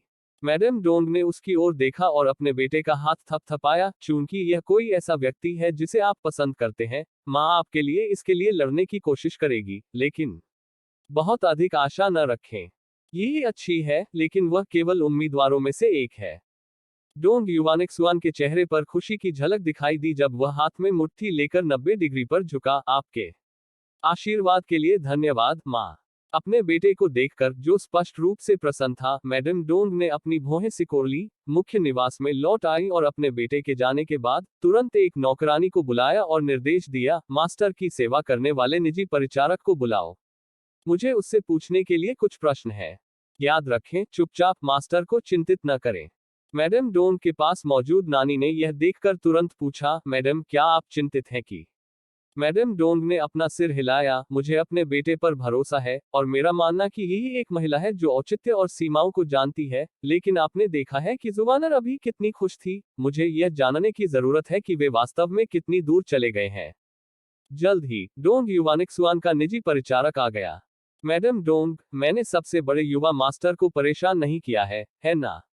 व्यक्तिगत परिचारक, सबसे बड़े युवा मास्टर को पुराने मास्टर ने अध्ययन के लिए बुलाया था और वह नहीं जानता कि मैं यहां आया था। मैडम डोंग, उनके निजी परिचारक के रूप में सबसे बड़े युवा मास्टर का यान परिवार की सबसे बड़ी बेटी के साथ गुप्त संबंध कैसा है? निजी परिचारक हैरान दिख रहा था। सबसे बड़े युवा मास्टर और यान परिवार की सबसे बड़ी बेटी, उनके बीच कभी गुप्त लेन देन नहीं हुआ। मैडम डोंग तुरंत सीधी बैठ गई, सख्ती से बोली, क्या आप निश्चित हैं? यदि आप मुझे धोखा देते हैं तो अपनी त्वचा के बारे में सावधान रहें। पर्सनल अटेंडेंट ने सकारात्मक रूप से सिर हिलाया। मैडम, वास्तव में ऐसी कोई बात नहीं है। जब सबसे बड़े युवा मास्टर और यान परिवार की सबसे बड़ी बेटी मिलते हैं, तो यह ज्यादातर यान निवास पर होता है या अवकाश के लिए बाहर जाते समय, और आमतौर पर हमारी miss little Prince, third master यान और फोर्थ मास्टर यान मौजूद होते हैं। यह देखकर कि पर्सनल अटेंडेंट की अभिव्यक्ति कपटपूर्ण नहीं लग रही थी, मैडम डोंग का मन शांत हो गया और एक मौन क्षण के बाद उन्होंने कहा, ठीक है, अब आप वापस जा सकते हैं। सबसे बड़े युवा मास्टर को आज की पूछताछ के बारे में न बताएं। पर्सनल अटेंडेंट ने बार बार सिर हिलाया। पर्सनल अटेंडेंट के चले जाने के बाद नानी मैडम डोंग के लिए एक कप चाय लेकर आई। ऐसा लगता है कि सबसे बड़े युवा मास्टर का यान परिवार की सबसे बड़ी बेटी से शादी करने का प्रस्ताव वास्तव में एक त्वरित निर्णय था। मैडम डोंग मुस्कुराई और सिर हिलाया। भले ही यह एक त्वरित निर्णय था, उन पर कुछ अनुकूल प्रभाव अवश्य पड़े होंगे। नानी ने हंसते हुए कहा, यान परिवार की सबसे बड़ी बेटी हमारी मिस की तरह मिलनसार है, स्वाभाविक रूप से पसंद करने योग्य है और बहुत सुंदर भी है। सबसे बड़े युवा मास्टर के लिए उसके प्रति अनुकूल महसूस करना सामान्य है। मैडम डोंग ने सहमति दिखाई और कुछ कहने ही वाली थी कि तभी डोंग युवानया हंसते हुए अंदर आई, जिससे मैडम डोंग ने नाखुश होकर कहा, तुम जंगली लड़की, अपना व्यवहार करो। डोंग युवानयाओं ने खुद को मैडम डोंग के बगल में फेंक दिया और विनम्रतापूर्वक अभिनय करते हुए कहा, माँ, मैं आज थक गई थी। मैडम डोंग ने अपना माथा थपथपाया। आप बस बाहर से सहायता कर रहे हैं और आप थका हुआ महसूस करते हैं। यदि आपकी शादी हो जाए और आपको घर के भोजन और कपड़े का प्रबंधन करना पड़े तो आप भविष्य में क्या करेंगे? डोंग युवानयाओं ने शिकायत की, आउच, मैं वास्तव में शादी नहीं करना चाहता। मैडम डोंग ने इस टिप्पणी को नजरअंदाज कर दिया। अपनी बेटी को प्यार से देखते हुए, जो उसके साथ चिपकी हुई थी, उसकी अभिव्यक्ति बदल गई। अभी हम आपके भाई के लिए दुल्हन का चयन कर रहे हैं। मुझे बताओ, आप किस तरह की भाभी चाहेंगे? डोंग युवानयाओं ने मैडम डोंग पर नजर डाली और उसे गंभीर देखकर सोच में पड़ गया। थोड़ी देर बाद कोई ठोस विचार न होने पर उसने कहा, जब तक मेरा भाई उसे पसंद करता है, यह ठीक है। यह सुनकर मैडम डोंग ने तुरंत उस पर नजर डाली और अस्थायी रूप से पूछा, आप यही के बारे में क्या सोचते हैं? डोंग युवानयाओ चौंका। माँ, आप ऐसा क्यों सोचती हैं? यही को मेरा भाई पसंद नहीं है। नहीं, यही मेरे भाई को केवल एक भाई के रूप में देखती है। कृपया बेतरतीब ढंग से विवाह न करें और दोनों परिवारों को शर्मिंदा न करें। इससे लिटिल प्रिंस की मृत्यु भी हो सकती है और लिटिल प्रिंस का दिल बड़ा नहीं है। मैडम डोंग अवाक रह गईं, आप क्या कह रहे हैं? क्या आपका भाई यही के योग्य नहीं है? डोंग युवानयाओ ने अपना सिर हिलाया, यह योग्यता की बात नहीं है, दो लोगों को एक साथ रहने के लिए एक दूसरे को पसंद करना होगा। मैडम डोंग ने प्रश्नवाचक दृष्टि से देखा, क्या आपको लगता है कि आपका भाई इतना अच्छा नहीं है, यही कि स्नेह के योग्य नहीं है? डोंग युवानयाओ, मेरा भाई स्वाभाविक रूप से अच्छा है, लेकिन सिर्फ इसलिए कि वह अच्छा है इसका मतलब यह नहीं है कि दूसरे उसे पसंद करें। मैं यही को बहुत लंबे समय से जानता हूं और मैंने कभी भी अपने भाई के लिए कोई विशेष भावना नहीं देखी है। इसके अलावा मेरे भाई के मन में यही के बारे में कोई विचार नहीं है। उसने मैडम डोंग की ओर विचारपूर्वक देखते हुए कहा, माँ, मैं जानता हूं कि आप यही को पसंद करती हैं, लेकिन आप बिना सोचे समझे बातों में नहीं आ सकती। आइए यही का जिक्र भी न करें, दादी और पिता के बारे में क्या क्या आपको लगता है कि वे यान परिवार को स्वीकार करेंगे? मैं अच्छी तरह से जानता हूं कि दादी वास्तव में मेरे भाई के लिए एक प्रतिष्ठित और नेक बहू ढूंढना चाहती हैं। मैडम डोंग ने आह भरते हुए कहा, सच है, मैं बस यूं ही पूछ रही थी। डोंग युवानयाओ ने राहत की सांस ली, माँ, कृपया इसे दोबारा न उठाएं, अगर बात फैल गई और यान परिवार को इसके बारे में पता चला, और फिर हमारा परिवार सहमत नहीं हुआ, तो यह बहुत अजीब होगा। मैडम डोंग ने चिढ़कर कहा, आपको मुझे सिखाने की जरूरत नहीं है। अपनी बेटी को चिंतित देखकर मैडम डोंग को पूरा यकीन हो गया कि उनके बेटे और यही के बीच कुछ भी गुप्त रूप से नहीं चल रहा है। चूंकि उसका बेटा इसमें शामिल नहीं था और यही के लिए उसकी भावनाएं गहरी नहीं थी, भले ही उसे अंत में बताया गया कि वह यान परिवार से शादी से संबंधित नहीं हो सकता, ऐसा नहीं लगा कि वह बहुत निराश होगा। ली निवास। डोंग परिवार से लौटने के बाद दाओहुआ को कुछ थकान महसूस हुई और वह मुख्य प्रांगण में नहीं रुका। वह ली जिक्सिन, यान यिहुआन और कुछ अन्य लोगों के साथ अतिथि क्वार्टर में वापस चली गई। रास्ते में यान यिहुआन और अन्य लोग इस बारे में बात कर रहे थे कि उन्होंने डोंग निवास में क्या देखा था। सबसे पहले हर कोई विभिन्न परिवारों की युवा महिलाओं के बीच मनोरंजक घटनाओं के बारे में बात कर रहा था, लेकिन जैसे ही वे आंगन में वापस आए, यान येल ने अचानक षड्यंत्रकारी स्वर में कहा, रात के खाने से ठीक पहले मैं मिस जियांग और एक अन्य युवा महिला के पास से गुजरा और सुना कि प्रिंस पिंग ने अपनी उपपत्नी को अपनी आधिकारिक पत्नी के रूप में पदोन्नत किया था। इन शब्दों पर यान यिहुआन और यान यिशुन दोनों ने एक साथ उसकी ओर देखा, यहां तक यान शियुजुन ने भी उसके कान खड़े कर दिए। यान यिशुन कुछ हद तक अविश्वसनीय था, वास्तव में क्या यह सच है? यान यल, यह सच होना चाहिए, अन्यथा मिस जियांग इस तरह बकवास करने की हिम्मत कैसे कर सकती थी? यान यिहुआन को संदेह हुआ, लेकिन आज छोटा राजकुमार भी डोंग परिवार के पास गया। अगर वास्तव में ऐसा कुछ हुआ तो क्या वह लोगों से मिलने से बचना नहीं चाहेगा? यान येल ने कंधे उचकाए, कौन जानता है, शायद वह सिर्फ मजबूत होने का दिखावा कर रहा हो। इसके साथ ही उसने एक व्यंग्यपूर्ण टिप्पणी की, मैडम माँ के पदोन्नत होने के साथ लिटिल प्रिंस अब प्रिंस पिंग का एकमात्र वैध पुत्र नहीं रहेगा। अब उसका आधिकारिक पत्नी से पैदा हुआ एक बड़ा भाई है। यह अनिश्चित है कि भविष्य में प्रिंस पिंग के निवास का शीर्षक अभी भी उसका होगा या नहीं। आइए देखें कि क्या वह इतना अहंकारी होने की हिम्मत करता है। यान येल की शाडेनफ्रूट को सुनकर दाओहुआ अपनी जगह पर रुक गई और भावशून्यता से उसकी ओर देखने लगी। उस नजर के नीचे असहज महसूस करते हुए यान यल ने कहा, बड़ी बहन, आप मुझे इस तरह क्यों देख रही हैं? दाओहुआ ने भौहें चढ़ाई, क्या जियो येयांग ने आपको नाराज किया है? यान येल ने अपने होंठ भींचे और नाराजगी से कहा, उसे मुझे नाराज करने की जरूरत नहीं है। वह बस मुझे नजरअंदाज करता है। हर बार जब मैं उससे बात करती हूँ तो वह उपेक्षापूर्ण व्यवहार करता है। वह क्या सोचता है कि वह कौन है? दाओहुआ तुरंत क्रोधित हो गया, और आप क्या सोचते हैं कि आप कौन हैं, कि हर किसी को आपके चारों ओर घूमना चाहिए? अगर वे आप पर ध्यान नहीं देते हैं तो यह गलत है। क्या आपने कभी सोचा है कि यह आपका व्यवहार हो सकता है जो दूसरों के लिए अपमानजनक हो सकता है? यान येल ने अपना चेहरा झुका हुआ और यान यिहुआन द्वारा उसे रोकने की कोशिशों को नजरअंदाज करते हुए उपहास करते हुए कहा, हाँ, मैं आपकी तरह पसंद करने योग्य नहीं हूँ, बड़ी बहन। मुझे छोटे राजकुमार से बात करने का भी अधिकार नहीं है। लेकिन इससे क्या फर्क पड़ता है कि आप कितने प्यारे हैं? क्या आपको लगता है कि आप वास्तव में छोटे राजकुमार से शादी कर सकती हैं? ओह, यह सुनकर भयभीत यान यिहुआन ने तुरंत यान येल का मुंह बंद कर दिया, क्या तुम पागल हो? तुम क्या बकवास कर रहे हो? आप बड़ी बहन की शादी के बारे में इस तरह बोलने की हिम्मत करते हैं? जैसे ही शब्द बाहर आए, यान यल को उन पर पछतावा हुआ, खासकर जब उसने दाओ हुआ को भावहीन रूप से उसे घूरते देखा। उसकी निगाहें अनायास ही लड़खड़ाने लगी और वह यान यहुआन के पीछे सिकुड़ गई। यान यहुआन ने दाओ हुआ की ओर क्षमा मांगते हुए देखा। बड़ी बहन, आप जानती हैं कि यान येल कैसी है, वह बिना सोचे समझे बोल देती है। कृपया उसे माफ कर दें। दाओ हुआ ने ऊपर देखा। क्या होगा अगर मैं उसे माफ नहीं करूं? यह देखकर यान शियुजुन ने तुरंत कहा, सिस्टर येई, यान यल अभी भी छोटी है और समझ नहीं पाती है। कृपया इसे उसके खिलाफ न रखें। दाओ हुआ ने व्यंग्यपूर्ण लहजे में कहा। जैसे ही उसने यान शियुजुन की ओर देखा, उसकी अभिव्यक्ति कुछ उदासीन हो गई। सिस्टर शियुजुन के शब्द बिल्कुल वैसे ही हैं जैसे आज युवा महिलाओं द्वारा एनशी के बचाव में कहे गए हैं। अपनी बात खत्म करने के बाद उसने उसे नजरअंदाज कर दिया और सीधे यान येल की ओर देखा। हमारे परिवार को जियो येयांग से बहुत लाभ हुआ है और आपकी दूसरी शाखा को उन लाभों से वंचित नहीं किया गया है। मनुष्य के रूप में हमें कम से कम कृतज्ञता जानना चाहिए। यदि आपके पास इतना विवेक भी नहीं है तो आप वास्तव में सुअरों या कुत्तों से भी बदतर हैं। यान येल ने जवाब देने के इरादे से अपने होंठ हिलाए, लेकिन अंततः अपने शब्दों को वापस निगल लिया।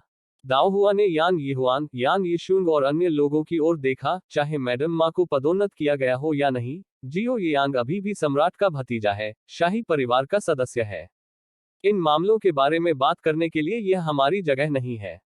अपने मुंह पर नजर रखें। यदि आप परेशानी पैदा करते हैं तो कोई भी आपकी रक्षा नहीं करेगा। इसके साथ ही उसकी नजर यान यल की ओर मुड़ गई। मेरी सबसे छोटी बहन की उग्रता ने मुझे अब एक साथ बाहर जाने से डरा दिया है। बेहतर होगा कि आप अब से खुद पर नजर रखें। एक बार जब उसने काम पूरा कर लिया तो उसने ली जिक्सिन को खींच लिया, जिससे यान यल के चेहरे पर चिंता के भाव आ गए। यान यीले ने यान यहुआन का हाथ पकड़ते हुए पूछा, दूसरी बहन, हमारी सबसे बड़ी बहन का अभी क्या मतलब था? वह संभवतः मुझे घर छोड़ने से नहीं रोक सकती, क्या वह ऐसा कर सकती है? यान यहुआन की भौहें तन गईं और अपनी छोटी बहन की ओर क्रोध की दृष्टि से, यह देखकर कि यान यीशुंग और यान शियुजुन अभी भी मौजूद थे, उसने चुपचाप उसे दूर खींच लिया। अंत में केवल यान यीशुंग और यान शियुजुन ही रह गए। यान शियुजुन ने अपनी भौहें सिकोड़ ली। सिस्टर यी, उसका दिल बहुत कठोर है। हम सभी एक ही परिवार की बहनें हैं। येल पहले ही माफी मांग चुकी है और यह कोई बड़ा मुद्दा नहीं था, तो फिर इतनी जिद क्यों? और पहले डोंग निवास में उसे उस अभिनेता को दंडित करने के लिए मास्टर ही को नहीं उकसाना चाहिए था। थे यान यीशुंग ने अपना मुंह ढक लिया और हंसी उड़ाई। जब उसने यान शियुजुन की ओर देखा तो उसकी निगाहें मजाक उड़ा रही थी। सिस्टर शियुजुन, जब से आप हमारे घर आई हैं, तब से हमारी सबसे बड़ी बहन ने आपके साथ अच्छा व्यवहार किया है। फिर भी आश्चर्य की बात है कि किसी की पीठ पीछे किसी के बारे में बुरा बोलना आपको इतनी आसानी से आ जाता है। यान शियुजुन मौके पर ही घबरा गया। मैं यान यीशुंग ने उसकी बकवास में कोई दिलचस्पी न लेते हुए अपने बाल ठीक किए और हंसते हुए कहा, भूल जाओ, तुम्हारे व्यवहार का हमसे क्या लेना देना है। इसके अलावा तुम वैसे भी जल्द ही चले जाओगे। यह कहते हुए वह यान शियुजुन की परवाह न करते हुए अपनी नौकरानी के साथ चली गई। दूर जाने के बाद यान यीशुंग की नौकरानी ने आखिरकार बोला, तीसरी मिस, आपने अभी सबसे बड़ी मिस के बचाव में क्यों बोला? यान यीशुंग ने उदासीनता से उत्तर दिया, हो सकता है कि मुझे सबसे बड़ी बहन का साथ न मिले, लेकिन यह हमारा आंतरिक संघर्ष है। यान शियुजुन का यान परिवार के बारे में बोलने में क्या स्थान है? वह सिर्फ एक कृतघ्न मनहूस है, यह विचार ही विद्रोही है। महिलाओं की घटना तुरंत मैडम ली के कानों तक पहुंच गई। थप्पड़। मैडम ली ने अपनी दोनों भाभियों को चौंकाते हुए अपनी हथेली मेज पर पटक दी। फैन फैमिली ने उसकी छाती थपथपाई और कहा, छोटी बहन, आप निश्चित रूप से अपने महान उपाधि के अधिकार को और अधिक स्वीकार कर रही हैं। मैडम ली ने अपना गुस्सा शांत किया, मैं वर्षों से दूसरी शाखा के प्रति दयालु और न्यायपूर्ण रही हूं, लेकिन वे अराजक हो गए हैं। अब वे यही की शादी की व्यवस्था में भी गैर जिम्मेदाराना ढंग से हस्तक्षेप करने का साहस कर रहे हैं। यान परिवार के मामले फैन परिवार और जियान परिवार के लिए आगे टिप्पणी करने के लिए नहीं थे, वे केवल मैडम ली के क्रोध को शांत कर सकते थे। मैडम ली ने एक पल के लिए गहरी सोच में अपनी भौहें सिकोड़ ली। कल मैं वेंटाओ को दूसरी शाखा की 2 बेटियों को निंगमैन प्रांत में वापस भेज दूंगी। फैन फैमिली हैरान रह गई, क्या यह बहुत कठोर नहीं है? मैडम ली ने ठंडे स्वर में हंसते हुए कहा, मैं पहले भी बहुत उदार रही हूं और इस बार उन्हें सबक की जरूरत है। यदि नहीं, तो कौन जानता है कि येल भविष्य में कितनी परेशानी खड़ी करेगी। यदि वह नहीं बदलती है तो वह मेरे साथ फिर कभी बाहर जाने के बारे में भूल सकती है। फैन फैमिली ने जियान फैमिली पर नजर डाली, फिर अपनी जुबान रोक ली, यह जानते हुए कि उसकी छोटी बहन की अब यान फैमिली में एक मजबूत उपस्थिति है, इसलिए उन्हें बहुत अधिक चिंता करने की जरूरत नहीं है। लालटेन महोत्सव के दिन जैसे ही दाहुआ आया, वांग मैनमैन ने जल्दी से उसे मैडम ली के यान यहुआन और यान यल को निंगमैन प्रांत में वापस भेजने के फैसले के बारे में बताया। यह सुनने के बाद दाहुआ ने थोड़ी प्रतिक्रिया दिखाई और केवल इतना पूछा, उन्हें कौन ले जाएगा? वांग मैनमैन मैडम ने तीसरे और चौथे मास्टर्स को ऐसा करने के लिए कहा, वे जल्द ही जा रहे हैं। एक बार जब वे लड़कियों को दे देंगे तो दोपहर तक उनके वापस आने की उम्मीद है। दाओहुआ ने ओह के साथ जवाब दिया और तरोताजा होने लगा।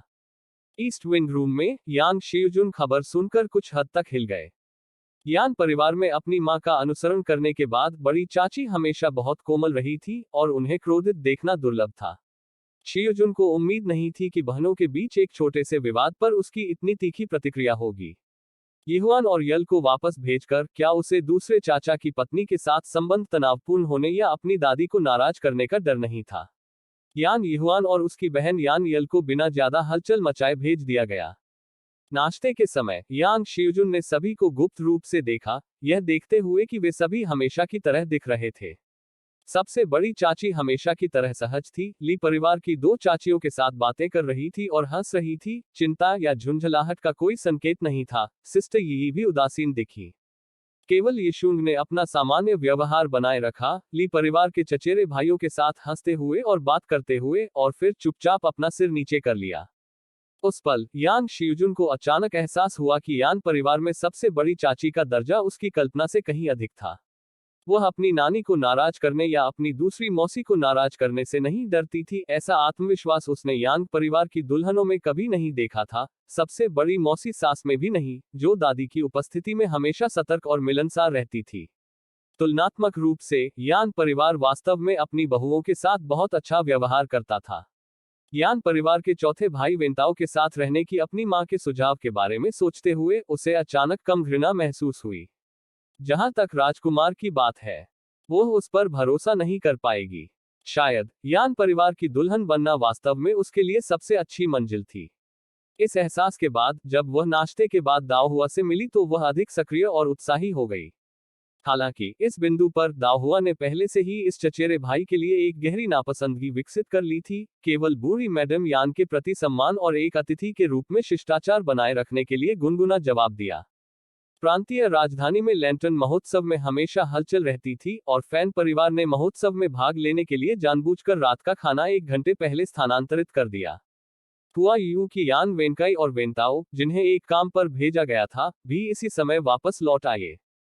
रात के खाने के बाद सभी लोग बाहर जाने और लालटेन शो का आनंद लेने के लिए तैयार हुए। हाल के वर्षों में ली परिवार का व्यवसाय फल फूल रहा था और इस वर्ष ली जिंगचांग ने अपने संबंधों के माध्यम से अच्छे दृश्य के साथ एक निजी कमरा सुरक्षित कर लिया। चलो आज हर कोई कुछ मजा करेगा। सिक्सुआन भी आ रहा है, यह शादी से पहले लालटेन देखने का आपका आखिरी मौका होगा, उन्होंने कहा। ली जिंगचांग के इशारे के बाद हर कोई गाड़ी में चढ़ गया। जैसे ही मैडम ली गाड़ी में चढ़ी, उन्होंने देखा कि दाओहुआ वांग मैनमैन को ले जाने के लिए एक खाने का डिब्बा दे रहा है, जिसने उन्हें पूछने के लिए प्रेरित किया, आप अभी भी अपने साथ खाने का डिब्बा क्यों ले जा रहे हैं? दाओहुआ ने मुस्कुराते हुए कहा, मैं कुछ स्नैक्स ला रहा हूं, ताकि लालटेन देखते समय हमें भूख न लगे। मैडम ली ने अविश्वास में अपना सिर हिलाया और कुछ नहीं कहा। उन्हें उस रेस्तरां में पहुंचने में ज्यादा समय नहीं लगा था जिसे उन्होंने आरक्षित किया था। अपने बुजुर्गों को निजी कमरे में ले जाने के बाद यान वेंशियू ने कहा, माँ, मैंने पहले ही लिटिल प्रिंस और बिग ब्रदर डोन के साथ योजना बना ली है, हम आपके साथ लालटेन देखने के लिए यहाँ नहीं रुकेंगे। मैडम ली को पता था कि उनके बच्चों ने डोंग और सू परिवारों के साथ व्यवस्था कर ली है और उन्हें अपने पास नहीं रखा है। उन्होंने केवल वेंशियू को याद दिलाया, अपनी बहन का ख्याल रखें, उसे सड़कों पर भटकने न दें। वेंशियू ने हंसते हुए कहा, माँ, निश्चिंत रहें, मैं उसकी अच्छी देखभाल करूंगा। मूल रूप से वेंशियू ने केवल दाओहुआ और वेंताओ और वेंकई को लेने की योजना बनाई थी, लेकिन ली परिवार के बड़े और छोटे चचेरे भाइयों ने भी जाने की इच्छा व्यक्त की और यहां तक ली जिक्सिन ने भी दाओहुआ को पकड़ लिया और उसका पीछा करने पर जोर दिया। ली भाई बहनों के साथ होने के कारण यिशुंग और शियुजुन को छोड़ना सही नहीं होगा। अंत में ली जिक्सुआन के अलावा सभी युवा पीढ़ी ने वेनशियू का अनुसरण किया। मैडम ली ने इस पर कोई आपत्ति नहीं जताई क्योंकि वह वहां अपने सबसे बड़े बेटे को लेकर ज्यादा चिंतित नहीं थी, खासकर वेनकाई और वेंटाओ की मौजूदगी से, जो लंबे और मजबूत हो गए थे और उनके सामने खड़े लोगों को डराते थे। जल्द ही वेनशियू ने दाओ हुआ और अन्य लोगों को भगा दिया। मुख्य सड़क के सबसे व्यस्त और सबसे व्यस्त हिस्से में जैसे ही शाम के 5 o'clock बजे आए, वहां के रेस्तरां पहले से ही लोगों से खचाखच भरे हुए थे। हालांकि एक रेस्तरां अपवाद रहा क्योंकि कर्मचारियों के अलावा कोई अन्य संरक्षक नहीं था। राहगीर मदद नहीं कर सकते थे लेकिन नजर दौड़ा रहे थे, लेकिन किसी ने भी पास आने की हिम्मत नहीं की। लेंटन फेस्टिवल की शाम को जो व्यक्ति पूरे रेस्तरां को बुक कर सकता था, उसकी स्थिति निश्चित रूप से कम नहीं थी। जल्द ही सभी ने सराय के सामने एक घोड़े से खींची जाने वाली गाड़ी को रुकते हुए देखा, जिसमें कई अमीर कपड़े पहने युवा मास्टर भी थे। ठीक है, हम यहाँ हैं। यान वेनशियू ने गाड़ी का दरवाजा खटखटाया। दाओ हुआ ने सराय को देखने के लिए पर्दा उठाया और जियो येयान को दूसरी मंजिल से नीचे देखते हुए देखा। वह चुपचाप मुस्कुराई, गाड़ी का दरवाजा खोला और बीशी की सहायता से गाड़ी से नीचे उतर गई। ली जिक्सिन और यान यीशुन पीछे पीछे आए, जबकि यांग शियुजुन सबसे पीछे आए। जैसे ही यांग शियुजुन गाड़ी से बाहर निकली, उसे लगा कि उस पर नजर रखी जा रही है। ऊपर देखते हुए उसने देखा कि सराय के सामने एक बड़ी जगह साफ कर दी गई थी और बहुत दूर नहीं, जो लोग लालटेन उत्सव देखने आए थे वे अपनी ओर देख रहे थे, कुछ उत्सुक, कुछ ईर्ष्यालु। सहज रूप से यांग शियुजुन ने अपनी पीठ सीधी की और अपनी गतिविधियों की चौड़ाई कम कर दी, जिससे यह सुनिश्चित हो गया कि प्रत्येक क्रिया एक अच्छी तरह से शिक्षित युवा महिला के व्यवहार मानकों के अनुरूप हो। चलो अंदर चलें। यह देखने के बाद कि सभी 4 लड़कियां गाड़ी से उतर गई हैं, यान वेनशियू ने समूह को सराय में प्रवेश करने के लिए बुलाया। यांग शियुजुन ने दाओ हुआ और अन्य 2 के पीछे पीछा किया, लेकिन इससे पहले कि वह सराय के मुख्य दरवाजे से आगे बढ़ती, वह मदद नहीं कर सकी, लेकिन पीछे मुड़कर भीड़ को देखा जो अभी भी उन्हें देखने के लिए रुक रही थी। ये लोग केवल लालटेन देखने के लिए भीड़ के बीच खचाखच खड़े हो सकते थे, जबकि वह सराय के खाली निजी कमरे में खड़ी होकर नीचे का दृश्य देख सकती थी। यह उसके जीवन में पहली बार था जब उसने आम जनता से अलग श्रेष्ठता की ऐसी भावना का अनुभव किया था। यह एहसास सचमुच अद्भुत था। यांग शियुजुन ने अपने बगल में चल रहे यान वेनकाई को देखा, अपने होंठ भींचे और मुस्कुराते हुए बातचीत शुरू करने के लिए उसके पास पहुंची। यह जानते हुए कि उनके भाई छोटी बहनों की अच्छी तरह से देखभाल करते हैं, दाहुआ पहले दूसरी मंजिल पर गई और उसने तुरंत जियो येयान को खिड़की पर खड़ा देखा। मुस्कुराते हुए उसने पूछा, आपने सराय से लालटेन उत्सव देखने का फैसला क्यों किया? मैंने सोचा कि आप फिर से चोंग बिल्डिंग जा सकते हैं। जियो येयांग मंद मंद मुस्कुराते हुए बोले, इस साल चोंग बिल्डिंग में मेरी पसंद के हिसाब से कुछ ज्यादा ही भीड़ है, मुझे यह बहुत शोरगुल वाला लगता है। क्यों, क्या तुम वहां से देखना चाहते थे? दाओ हुआ ने अपना सिर हिलाया, मैं जहां भी देखूं, मेरे लिए सब कुछ वैसा ही है। वह जियो येयांग को देखकर मुस्कुराई, क्या तुमने आज कुछ मीठे पकौड़े खाए? जियो येयांग ने अपना सिर हिलाया, मैं अकेले मीठे पकौड़े क्यों खाऊंगा? दाओ हुआ ने हंसते हुए वांग मैनमैन से भोजन का डिब्बा लिया और जियो येयांग को लहराते हुए कहा, मुझे पता था कि तुमने कुछ नहीं खाया होगा, आओ और देखो कि मैं तुम्हारे लिए क्या लाया हूं। जियो येयांग मुस्कुराते हुए आगे बढ़ा, खाने के डिब्बे में रंग बिरंगे मीठे पकौड़े देख रहा था, मुस्कान उसकी आंखों तक पहुंच रही थी। दाओ हुआ ने मुस्कुराते हुए कहा, लालटेन महोत्सव पर कोई मीठी पकौड़ी कैसे नहीं खा सकता है? माना जाता है कि इन्हें खाने से एकजुटता और आनंद आता है। उसने भोजन का डिब्बा डेफू को दिया, मुझे डर था कि उन्हें ठंड लग जाएगी, इसलिए मैंने उन्हें उबाला नहीं। जाओ और इन्हें पकाओ, मैंने आज रात ज्यादा कुछ नहीं खाया है, बाद में हम सभी कुछ लोगों के लिए जियो येयांग से जुड़ सकते हैं। डेफो ने हार्दिक हंसी के साथ जवाब दिया, ठीक है, मैं तुरंत उन्हें पकाने के लिए किसी को बुला लूंगा। इसके साथ ही वह खुशी खुशी खाने का डिब्बा लेकर चला गया। मिस यान वास्तव में विचारशील है, वह मालिक के साथ साझा करने के लिए मीठी पकौड़ियां लाती है ताकि उसे अकेलापन महसूस न हो। उसी समय यान वेनशियू समूह के बाकी सदस्यों के साथ पहुंचे। जियो येयान के साथ अभिवादन का आदान प्रदान करने के बाद नीचे से एक और गाड़ी की आवाज उन तक पहुंची। दाओ हुआ ने नीचे देखा और देखा कि यह सु परिवार की गाड़ी थी और उसने तुरंत कहा, सिस्टर सु आ गई है। यान वेनकाई तेजी से झुके, सचमुच? मुझे देखने दो। यह पुष्टि करने के बाद कि यह वास्तव में सु परिवार की गाड़ी थी, वह पीछे मुड़ा और भाग गया। यह देखकर दाओ हुआ ने हंसते हुए कहा, मेरा यह चौथा भाई हमेशा मुझसे भी अधिक उतावला है। यांग शियुजुन ने देखा कि यान वेनकाई नीचे की ओर भाग रही थी, उसकी अभिव्यक्ति थोड़ी बदल रही थी, फिर वह नीचे देखने के लिए खिड़की के पास गई, ठीक उसी समय जब सु परिवार की गाड़ी सराय के सामने रुकी है। यान वेनकाई के आने पर सु शियू गाड़ी से बाहर निकली ही थी। सिस्टर सु, मुझे आपको गाड़ी से नीचे उतरने में मदद करने दीजिए, सावधान रहें कि गिर न जाएं। यान वेनकाई ने सु शियू की सहायता के लिए अपना हाथ बढ़ाया जो गाड़ी से उतर रही थी। यान वेनकाई को उसकी कलाई पकड़ते हुए देखकर सु शियू को कुछ शर्मिंदगी महसूस हुई और उसने तुरंत अपना हाथ वापस खींच लिया और अपनी नौकरानी के साथ शराबखाने में जाने से पहले उसे घूर कर देखा। यान वेनकाई को कोई आपत्ति नहीं हुई, उसने बस हे कहा और फिर सु होनबेक्सिन के पास चला गया। सु होनबेक्सिन ने तुरंत यान वेनकाई की गर्दन पर अपना हाथ डाला। जब से मैंने तुम्हें देखा है, काफी समय हो गया है, बालक। जल्दी करो और मुझे बताओ, तुम और वेनताओ क्या कर रहे थे। यान वेनकाई ने बताया कि वह क्या कर सकता था, और वे दोनों एक दूसरे के चारों ओर अपनी बाहों के साथ शराबखाने में प्रवेश कर गए।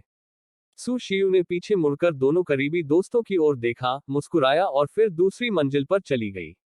बहन सु, ये यान यीशुंग, ली जिक्सिन और यान शियुजुन के साथ शुभकामनाओं का आदान प्रदान करने के बाद सु शियू ने खिड़की से दाओहुआ के साथ बातचीत की। युवा नयाओ अभी तक क्यों नहीं आया?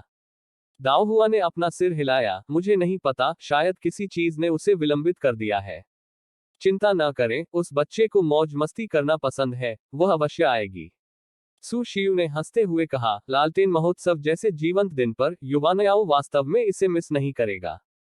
बोलते समय उसने देखा कि कोई उसे देख रहा है और उसने यान परिवार के चचेरे भाई को देखने के लिए ऊपर देखा, तो वह मुस्कुराई और सिर हिलाया।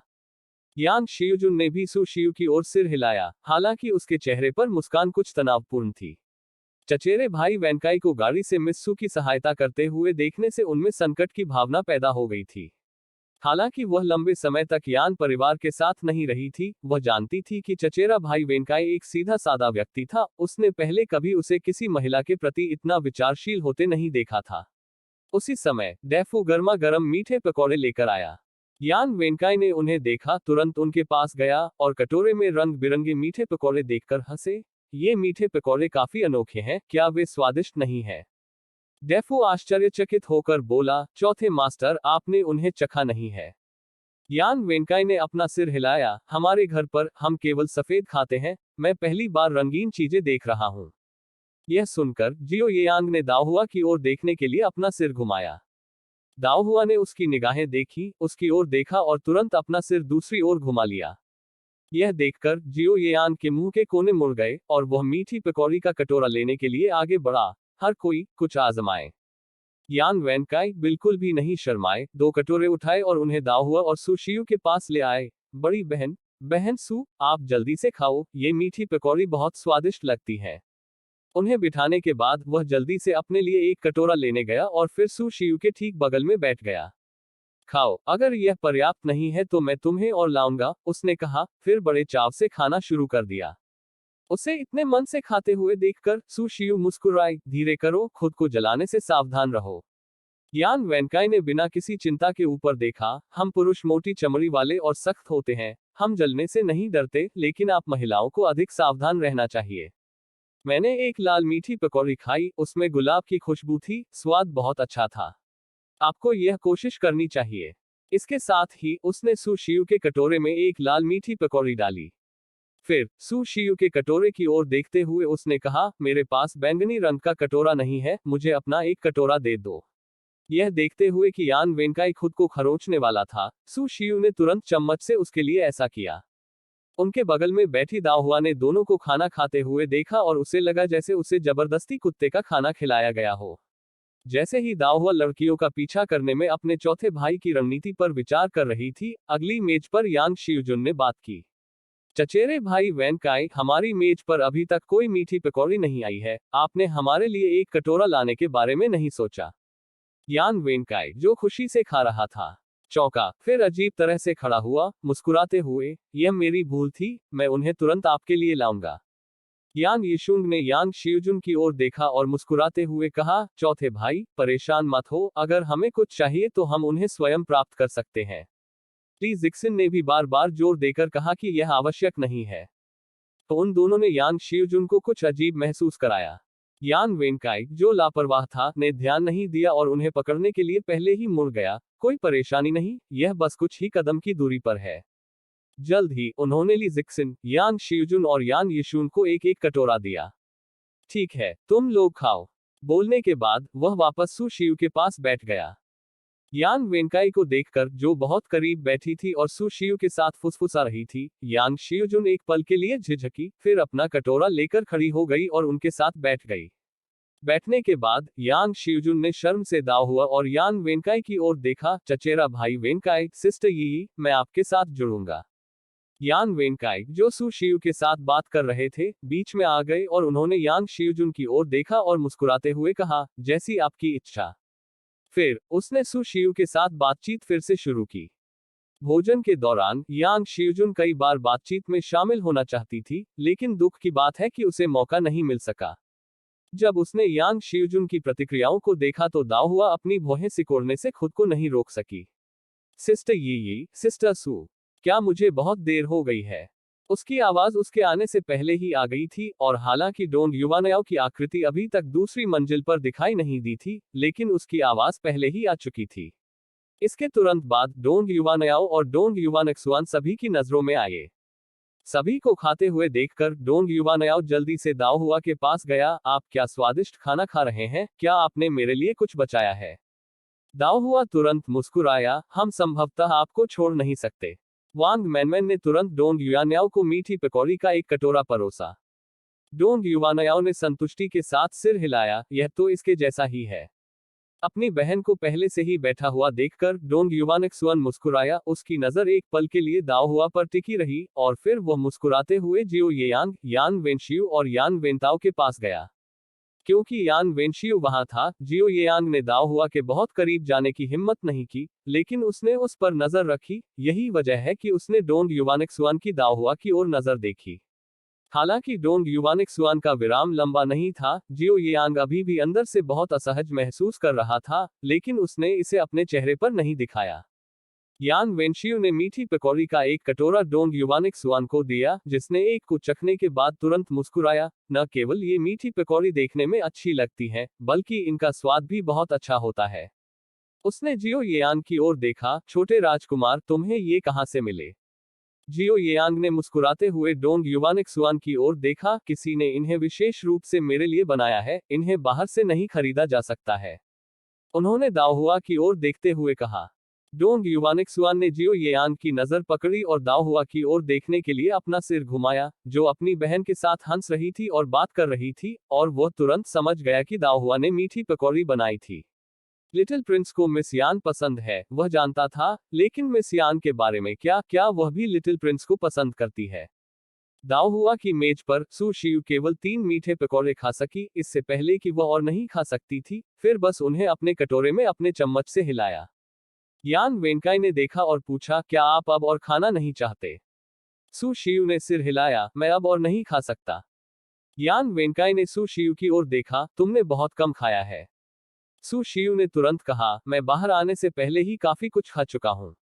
यान वेनकाई ने सु शियू के कटोरे की ओर हाथ बढ़ाया और बचे हुए मीठे पकौड़े अपने कटोरे में डाल दिए।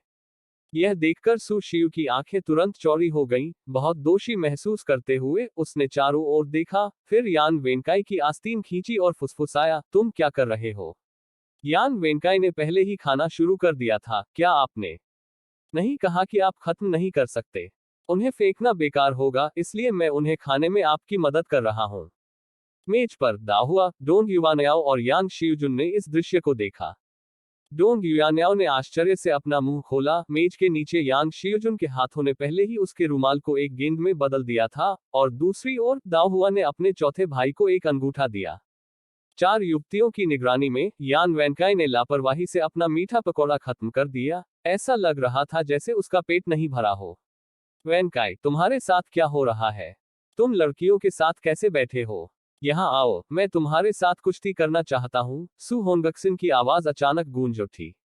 यान वेनकाई ने जवाब दिया, आ रहा हूँ, और फिर सु शियू और दाओहुआ की ओर देखा, चलो चले और हमें हाथ कुश्ती करते हुए देखें। दाओहुआ ने अपना सिर हिलाया, मैंने अभी तक अपनी मीठी पकौड़ियां खत्म नहीं की हैं। डोंग युवानयाओ ने पीछा किया, मेरे पास भी नहीं है। यान वेनकाई ने उनके कटोरे पर नजर डाली और आगे नहीं दबाया, बल्कि सू शियू की ओर मुड़े। छोटी बहन सू, आप निश्चित रूप से जा रही हैं, है ना? दाओ हुआ और डोंग युवानयाओ को चिढ़ती आंखों से देखते हुए सू शियू को थोड़ा असहज महसूस हुआ। वो मना करने ही वाली थी कि यान वेनकाई ने आगे बढ़कर उसे ऊपर खींच लिया। चलो देखते हैं कौन ज्यादा कुशल है, मैं या तुम्हारा भाई। सू शियू को दूर खींचते हुए देखकर डोंग युवानयाओ ने प्रशंसा से भरे चेहरे के साथ आह भरी। ये मैं सोचता था कि आपका चौथा भाई सरल और सीधा था, लेकिन अब मुझे एहसास हुआ कि मैं गलत था। दाओ हुआ ने सहमति में सिर हिलाया। उसे यह भी महसूस हुआ कि उसने पहले अपने चौथे भाई को कमतर आंका था। वह कभी कभी थोड़ा कठोर हो सकता है, लेकिन जब उसे कार्रवाई करने की आवश्यकता होती है तो वह संकोच नहीं करता। कोई भी उसकी निर्णायकता की बराबरी नहीं कर सका। डोंग युवानयाओ ने दाओ हुआ के कान में फुसफुसाया, सिस्टर सू के साथ क्या हुआ? वह आपके चौथे भाई का इतनी आज्ञाकारी तरीके से पालन करती थी। वह कब उसके साथ आमने सामने मिलने लगी? दाओ हुआ ने घूरकर कहा, आंख से आंख मिलाकर। बकवास मत करो। बहन सू मेरे चौथे भाई को मना करने के लिए बहुत विनम्र है, बस इतना ही। डोंग युवानयाओ ने टीएसएस्ट किया, लेकिन इससे अधिक कुछ नहीं कहा। भले ही यान वेनकाई और सू शियू एक दूसरे में रुचि रखते हो, ऐसे मामलों के बारे में गपशप करना अच्छा नहीं था, क्योंकि इससे सू शियू की प्रतिष्ठा को नुकसान हो सकता था। उधर यान वेनकाई को सू शियू के साथ जाते हुए देखने के बाद यांग शियुजुन ने उसकी मीठी पकौड़ी को गूदा में मिला दिया, यहां तक उससे उसकी राय भी नहीं पूछी। दाओ हुआ और डोंग युवानयाओ को बातें करते और हंसते हुए देखकर उसकी बेचैनी बढ़ गई। इस समय यान वेनकाई ने पहले ही सू होंगबेक्सिन के साथ आर्म रेसलिंग शुरू कर दी थी। यान वेंगसियू, डोंग युवानिक्सुअन और कुछ अन्य लोग हंस रहे थे और बगल में देख रहे थे। सू शियू को देखते हुए यान शियुजुन ने एक पल के लिए सोचा, फिर दाओ हुआ और डोंग युवानयाओ से पूछा, सिस्टर यी, क्या हम भी जाकर देखेंगे? दाओ हुआ ने उसकी ओर देखा और निर्णायक रूप से अपना सिर हिलाया, नहीं। यान शियुजुन चुप हो गया, फिर यान यिशुंग और ली जिक्सिन की ओर मुड़ा। यिशुंग, जिक्सिन, क्या आप चचेरे भाई वेनकाई को कुश्ती करते हुए देखना चाहते हैं? यान यिशुंग और ली जिक्सिन ने अभी तक अपनी मीठी पकौड़ियां खत्म नहीं की थी और कहा कि वे बाद में देखेंगे। उसके साथ जाने के लिए कोई नहीं होने के बावजूद सू शियू को यान वेनकाई के पास अकेले खड़ा देखकर यान शियुजुन फिर भी खड़ा हो गया। मैंने कभी चचेरे भाई वेनकाई को हाथ कुश्ती करते नहीं देखा। मैं पहले जाकर देखूंगा। एक बार यांग शियुजुन के चले जाने के बाद डोंग युवानयाओ ने दाओ हुआ से कहा, तुम्हारे चचेरे भाई को क्या हुआ है? दाओ हुआ ने अपनी निगाहें नीची कर ली, यह कुछ भी नहीं है, उसे और उसकी मां को राजधानी लौटने में ज्यादा समय नहीं लगेगा। दूसरों के पारिवारिक मामलों में दखल न देना चाहते हुए डोंग युवानयाओ ने विषय बदल दिया, मैंने खाना खा लिया है। परेड थोड़ी देर के लिए शुरू नहीं होगी, हम अभी सड़कों पर क्यों नहीं चलते? दाओ हुआ की दिलचस्पी तुरंत बढ़ गई। निश्चित रूप से, यहाँ रास्ते में मैंने गाड़ी से बहुत सारे सड़क पर प्रदर्शन करने वाले और कलाबाजों को देखा। वे आकर्षक लग रहे थे। बाकी सभी लोगों को यान वेनकाई और सू होंगबेक्सिन की बाहों की कुश्ती देखने में तल्लीन देखकर दोनों ने एक दूसरे पर नजर डाली और दूसरों को परेशान न करने का फैसला किया। उन्होंने बस युवा नौकरों को अपने भाइयों के पास बुलाया, एक संदेश छोड़ा कि वे थोड़ी देर के लिए सड़कों पर घूमेंगे और जल्द ही वापस आएंगे, और फिर इमारत से चले गए। हालांकि ऊपर से लालटेन देखने से व्यापक दृश्य मिलता है और आप कुचले जाने से बचते हैं, फिर भी मैं उन्हें देखने और व्यक्तिगत रूप से इस उत्साहपूर्ण आनंद का अनुभव करने के लिए सड़क पर चलना पसंद करता हूं। सड़क पर पहुंचने पर दाओ हुआ और डोंग युवानयाओ जीवंत हो गए, इधर उधर देखने के लिए उत्साहित हो गए। वहां एक स्टॉल है जो मास्क बेच रहा है, आइए पहनने के लिए एक मास्क खरीद ले, डोंग युवानयाओ ने सुझाव दिया। दाओ हुआ ने डोंग युवानयाओ को मुखौटा विक्रेता के स्टॉल पर खींच लिया। हालांकि युवानजियाओ महोत्सव के दौरान युवा महिलाएं लालटेन की प्रशंसा करने के लिए बाहर जा सकती थी, फिर भी सड़क पर बहुत खुले और स्वतंत्र रूप से घूमना उचित नहीं था। उन्हें मर्यादा पर थोड़ा ध्यान देने की जरूरत थी। ये मुझे यह चुनने में मदद करे कि कौन सा मुखौटा बेहतर दिखता है। स्टॉल पर काफी वैरायटी के मास्क मौजूद थे। दाओ हुआ ने डोंग युवानयाओ के लिए एक खरगोश का मुखौटा चुना, जिसने उसे अपने चेहरे के पास रखा और फिर पूरी तरह से संतुष्ट नहीं होने पर कहा, खरगोश बहुत नम्र है, मेरी शैली में फिट नहीं बैठ रहा है। दूसरा उठाओ। PFFT। अचानक पास से एक धीमी हंसी सुनाई दी। जब डोंग युवानयाओ ने अपना सिर घुमाया तो उसने संचांगजे को देखा और तुरंत आश्चर्य से पूछा, तुम यहाँ क्या कर रहे हो? दाओ हुआ का अभिवादन करने के बाद सन चांग ने पास के रेस्तरां की ओर इशारा किया और कहा, मैंने लालटेन देखने के लिए एक निजी कमरा आरक्षित किया है। मैंने बस आपको ऊपर से देखा और सोचा कि मैं नमस्ते कहने के लिए नीचे आऊंगा। दाओ हुआ ने हंसते हुए कहा, यह काफी संयोग है। सन चांग ने स्टॉल पर मुखौटों पर नजर डाली, जल्दी से एक बंदर का मुखौटा पकड़ लिया और मुस्कुराते हुए कहा, बंदर फुर्तीले और चतुर होते हैं, एक बहादुर और साधन संपन्न लड़की के लिए एकदम उपयुक्त। डोंग युवानयाओ ने सन चांगजे के हाथों में बंदर के मुखौटे को देखा और सोचा कि यह स्वीकार्य है और इसे आजमाने पर विचार कर रहा है। जैसे ही वह इसे लेने के लिए आगे बढ़ी, दाओ हुआ ने पहले ही इसे छीन लिया था। तुम्हारा स्वाद सचमुच अच्छा है, यह जानते हुए कि मुझे बंदर के मुखौटे पसंद है। तुम्हें बंदर मुखौटे कब से पसंद आने लगे? जियो येयान की आवाज अचानक पीछे से आई। आश्चर्यचकित होकर दाओ हुआ ने पलटकर पूछा, तुम यहाँ कैसे आए? जियो येयांग ने सन चांगजे पर नजर डाली, दाओ हुआ के हाथों से बंदर का मुखौटा लिया और फिर बोलना शुरू किया, आसपास इतने सारे लोगों के साथ आप दोनों ने अकेले सड़कों पर भागने की हिम्मत की। यह देखकर स्वाभाविक रूप से मुझे आपका पीछा करना पड़ा और आप पर नजर रखनी पड़ी। इतना कहने के बाद उसने बंदर का मुखौटा वापस स्टॉल पर रख दिया और उसकी जगह सूअर के सिर का मुखौटा उठा लिया।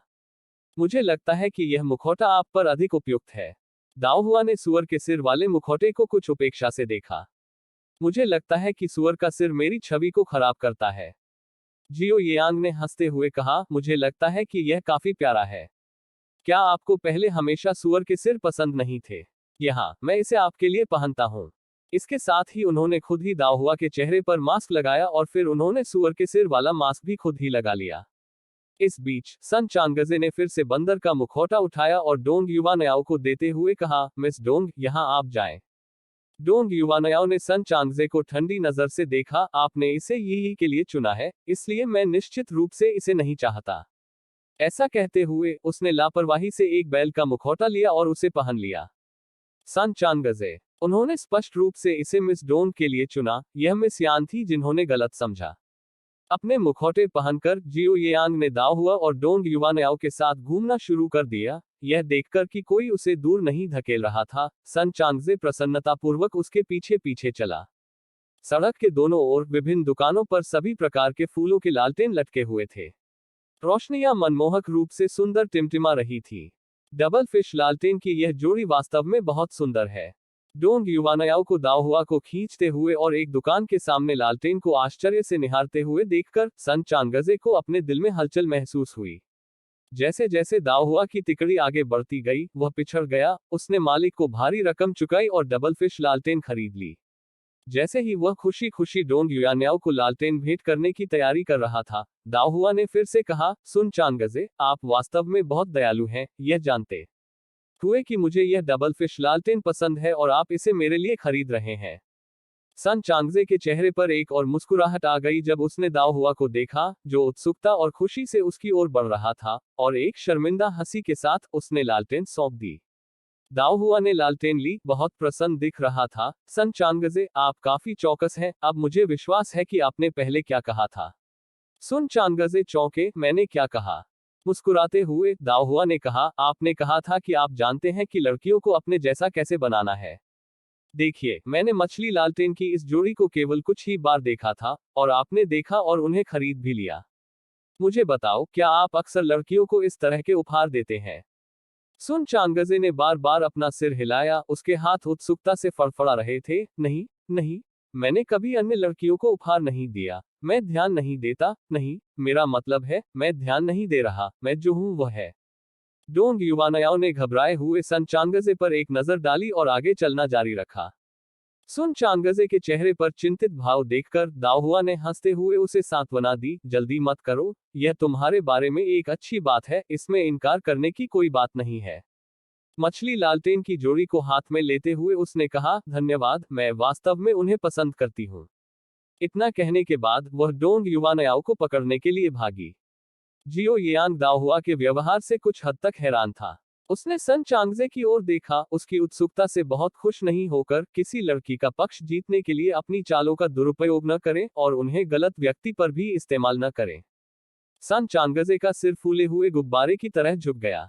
आगे दाओहुआ ने डोंग युवानयाओ पर नजर डाली और देखा कि उसका मूड पहले जितना अच्छा नहीं था। जब उसने अपने हाथों में लालटेन को देखा तो उसे कुछ हद तक दोषी महसूस हुआ। चाहे वह लालटेन हो या बंदर का मुखौटा, वह जानती थी कि वे सभी युवानयाओं के लिए सन चांगजे द्वारा दिए गए थे। फिर भी एक क्षण झिझकने के बाद भी उसने उन्हें रोक लिया।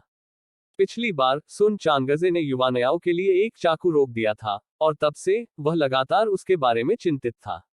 महिलाएं भावनात्मक प्राणी हैं। संचांस के चौकस इशारों से एक मौका था कि वह उसके दिल को छू सकता था, और वह उसके प्यार में पड़ सकती थी। उनकी सामाजिक स्थिति में अंतर बहुत बड़ा था। पारिवारिक वंश को महत्व देने वाले इस प्राचीन युग में मार्क्वेस निवास के युवानयाओं के लिए अनाज परिवहन गिल्ड के सन चांगजे के साथ कोई संभावना होना असंभव था। डोंग परिवार के मुखिया सामाजिक स्थिति के बारे में बहुत खास थे, और भले ही लॉर्ड डोंग और मैडम डोंग युवानयाओं से बहुत प्यार करते थे, फिर भी वे ऐसा होने की अनुमति नहीं देते थे। एक बार जब कोई महिला एक तरफा प्यार में पड़ जाती है तो उसे चोट लगने की संभावना होती है, खासकर युवानयाओं जैसी किशोरी जिसकी भावनाएं अभी खिलने लगी थी। जबकि सन चांगजे के लिए युवानयाओं की भावनाएं अलग होने लगी थी, दाओहुआ को विचार की इस कली को जड़ से ही खत्म करना पड़ा। डोंग युवानयाओं को देखकर दाओहुआ अपने बारे में सोचने से खुद को नहीं रोक सकी। उसने अपने बगल में जियो येयांग पर नजर डाली और उसे भी महसूस हुआ कि उसका मूड खराब हो गया है। थोड़ी देर के बाद सड़क पर एक रिंग टॉस स्टाल को देखकर दाओहुआ उत्तेजित हो गया और युवानयाओं को अपने साथ खींच लिया। युवानयाओ, वहां एक रिंग टॉस है। चलो खेलते हैं और देखते हैं कि क्या हम कुछ अच्छा जीत सकते हैं। यह देखकर कि दाओहुआ वास्तव में खेलना चाहता था, डोंग युवानयाओ उसके उत्साह को कम नहीं करना चाहता था, सिर हिलाया और उसके पीछे हो लिया। प्रत्येक के हाथ में 10-10 अंगूठियां थीं, वे उत्साह से उछलने लगे। दाओहुआ का लक्ष्य आमतौर पर अच्छा होता था, लेकिन इस बार वह कुछ भी हासिल नहीं कर सकी। दूसरी ओर डोंग युवानयाओ ने हर टॉस में बेहतरीन प्रदर्शन किया और अपने गिरे हुए मनोबल को ऊपर उठाया। आइए इसे फिर से करें, यही मैं आपके साथ प्रतिस्पर्धा करना चाहता हूं।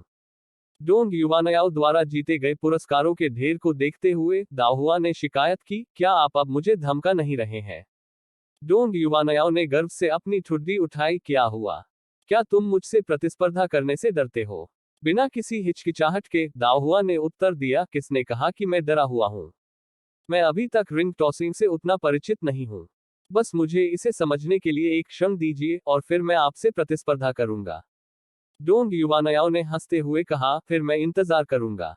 जैसे ही वह बोली, वह जीते हुए पुरस्कारों के साथ खेलने के लिए एक तरफ चली गई। सुन चांगजे ने भीड़ बढ़ती देखी और तेजी से आगे बढ़कर लोगों को उससे टकराने से रोकने के लिए अवरोध पैदा कर दिया। डोंग युवानयाओ ने सन चांगजे की ओर देखा, उपहास किया और अपनी नजर दूसरी ओर घुमा ली, और अपनी नौकरानी होंग यू से मैडम डोंग और अन्य लोगों को घर लौटने पर यह पुरस्कार देने के बारे में बात की। स्टॉल पर दाओहुआ ने अन्य 10 अंगूठियां उठाई, लेकिन दुर्भाग्य से वह इस बार भी कुछ भी हुक नहीं कर सकी। आपका बल खत्म हो गया है। क्या आपने ध्यान नहीं दिया कि अंगूठियां कैसे वापस उछलती रहती हैं? जियो येयांग आए। दाओहुआ, मुझे पता है, जब से मैं सिशान गांव से लौटा हूं, मैं अपने चाबुक के वार को और अधिक शक्तिशाली बनाने का अभ्यास कर रहा हूं। मैंने जानबूझकर अपने हाथ प्रशिक्षण को मजबूत किया है, और अब आदत से बाहर, मैं अवचेतन रूप से बहुत अधिक बल का उपयोग करता हूं। जियो येयांग दाओहुआ के पास खड़ी थी, उसने धीरे से उसका हाथ पकड़ा और अंगूठी को आगे की ओर फेंका, जिससे एक चीनी मिट्टी की गुड़िया पर उतरने से पहले हवा में एक चाप बना। यह देखकर कि उसने पुरस्कार जीता है, दाओहुआ तुरंत खुश हो गई, मुझे मिल गया। मुझे एक बार और सिखाओ, मुझे इसका वास्तविक अनुभव करने दो। जियो येयांग ने एक बार फिर दाओहुआ का हाथ पकड़ लिया। ध्यान से देखो, उसने कहा, जब उसका हाथ हिल गया और उसने अंगूठी फेंक दी। बहुत जल्दी अंगूठी ने उस वस्तु को घेर लिया जिस पर उसकी नजर शुरू से थी। सड़क विक्रेता ने देखा कि जो बज रहा था वह टोंगक्सिन नोट्स की एक जोड़ी थी और कोई मूल्यवान वस्तु नहीं थी। उसने तुरंत राहत की सांस ली, जल्दी से टोंगक्सिन नोट्स को उठाया और मुस्कुराते हुए उन्हें दोनों को सौंप दिया। टोंगक्सिन नोट्स हमेशा के लिए दिलों के मिलन का प्रतीक है। यह बूढ़ा व्यक्ति युवा मास्टर को बधाई देता है और अब मिस करता है। दाओहुआ को इस बात की उम्मीद नहीं थी, और जब उसने विक्रेता के हाथों में टोंगक्सिन नोट्स को देखा तो वह कुछ हद तक अचंभित हो गई। उसे यकीन नहीं था कि उन्हें स्वीकार करना चाहिए या नहीं। हालांकि जियो येयान काफी खुश था। उसने टोंगक्सिन नोट्स को ले लिया, एक को अपने पास रखा और दूसरे को दाओहुआ के हाथ में रख दिया। इसे सुरक्षित रखना सुनिश्चित करें, क्योंकि यह हम दोनों ने मिलकर बनाया था। दाओ हुआ को लगा कि उसके हाथ में टोंगक्सिन नोट छूने पर थोड़ा गर्म था। उसने चारों ओर देखा और जल्दी से उसे अपने पस में रख लिया। यह देखकर जियो येयांग भी हंसा और उसने अपनी टोंगक्सिन नोट को अपने सीने में रख लिया। यह देखकर कि विक्रेता अभी भी उन्हें देखकर मुस्कुरा रहा है, दाओ हुआ ने रक्षात्मक रूप से समझाया, सर, वह मेरा भाई है और हम भाई बहन हैं। कौन जानता था कि यह सुनकर विक्रेता और जोर से हंसा। मिस, इस बूढ़े आदमी की आंखें अभी तक उम्र के साथ धुंधली नहीं हुई हैं। आप दोनों बिल्कुल भी भाई बहन नहीं लगते बल्कि स्पष्ट रूप से प्रेमियों की जोड़ी लगते हैं। यह कहने के बाद उसने उन पर ज्ञानपूर्ण दृष्टि डाली। दाओ हुआ कुछ अवाक रह गई और कुछ कहने ही वाली थी कि उसने सड़क पर हंगामा मचते हुए सुना। कोई गलती से आगे गिर गया था और क्योंकि सड़क पर भीड़ थी, इससे एक उछाल आया, जिससे हर कोई धक्का मुक्की करते हुए अपनी दिशा की ओर बढ़ गया। बढ़ती भीड़ को देखकर जियो येयांग ने तुरंत दाओ हुआ को अपनी बाहों में बचाया और आश्रय के लिए एक कोने में चला गया। युवानयाओ। दाओ हुआ ने डोंग युवानयाओ को चिंतित होकर पुकारा। डोंग युवानयाओ समय पर कोने में जाने में कामयाब नहीं हुई, लेकिन सौभाग्य से सन चांगजे उसकी रक्षा कर रही थी और उसने किसी को भी उससे टकराने नहीं दिया। भीड़ की धक्का मुक्की में किसी ने पास के लालटेन के खंभे को गिरा दिया, जो कि डोंग युयान्याओ और अन्य लोगों के ठीक बगल में था। घटना इतनी अचानक घटी और भीड़ इतनी घनी थी कि डोंग युवान्याओ के पास इससे बचने का कोई रास्ता नहीं था। जैसे ही लालटेन का खंभा उस पर गिरने वाला था, सन चांगजे ने उसे अपने ऊपर खींच लिया और उसे अपने नीचे छिपा लिया, जबकि लालटेन का खंभा बेरहमी से उसकी पीठ पर जा गिरा। सुन चांगजे की दबी कराह सुनकर डोंग युवानयाओ ने तत्परता से उसकी ओर देखा। सुन चांगजे, क्या तुम ठीक हो? दर्द को सहते हुए सुन चांगजे ने दर्द भरी मुस्कान दी और कहा, मैं ठीक हूं। मिस डोंग, चिंता मत करो, मेरे यहाँ रहने से तुम्हें चोट नहीं लगेगी। यह सुनकर डोंग युवानयाओ एक पल के लिए स्तब्ध रह गया और याद करने से खुद को नहीं रोक सका कि पिछली बार यह आदमी बिना किसी हिचकिचाहट के उसके लिए चाकू लेने के लिए कैसे दौड़ा था। चारों ओर देखते हुए सन चांगजे ने देखा कि लालटेन पोस्ट बिछाने के लिए कोई जगह नहीं थी क्योंकि लोग हर जगह थे।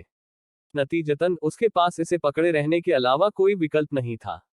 इस बीच रेस्तरां में यान वेनकाई, यान वेंताओ और सू होंगक्सिन ने बारी बारी से कुश्ती लड़ी, जब उन्हें एहसास हुआ कि दाओ हुआ और डोंग युवानयाओ गायब हो गए हैं।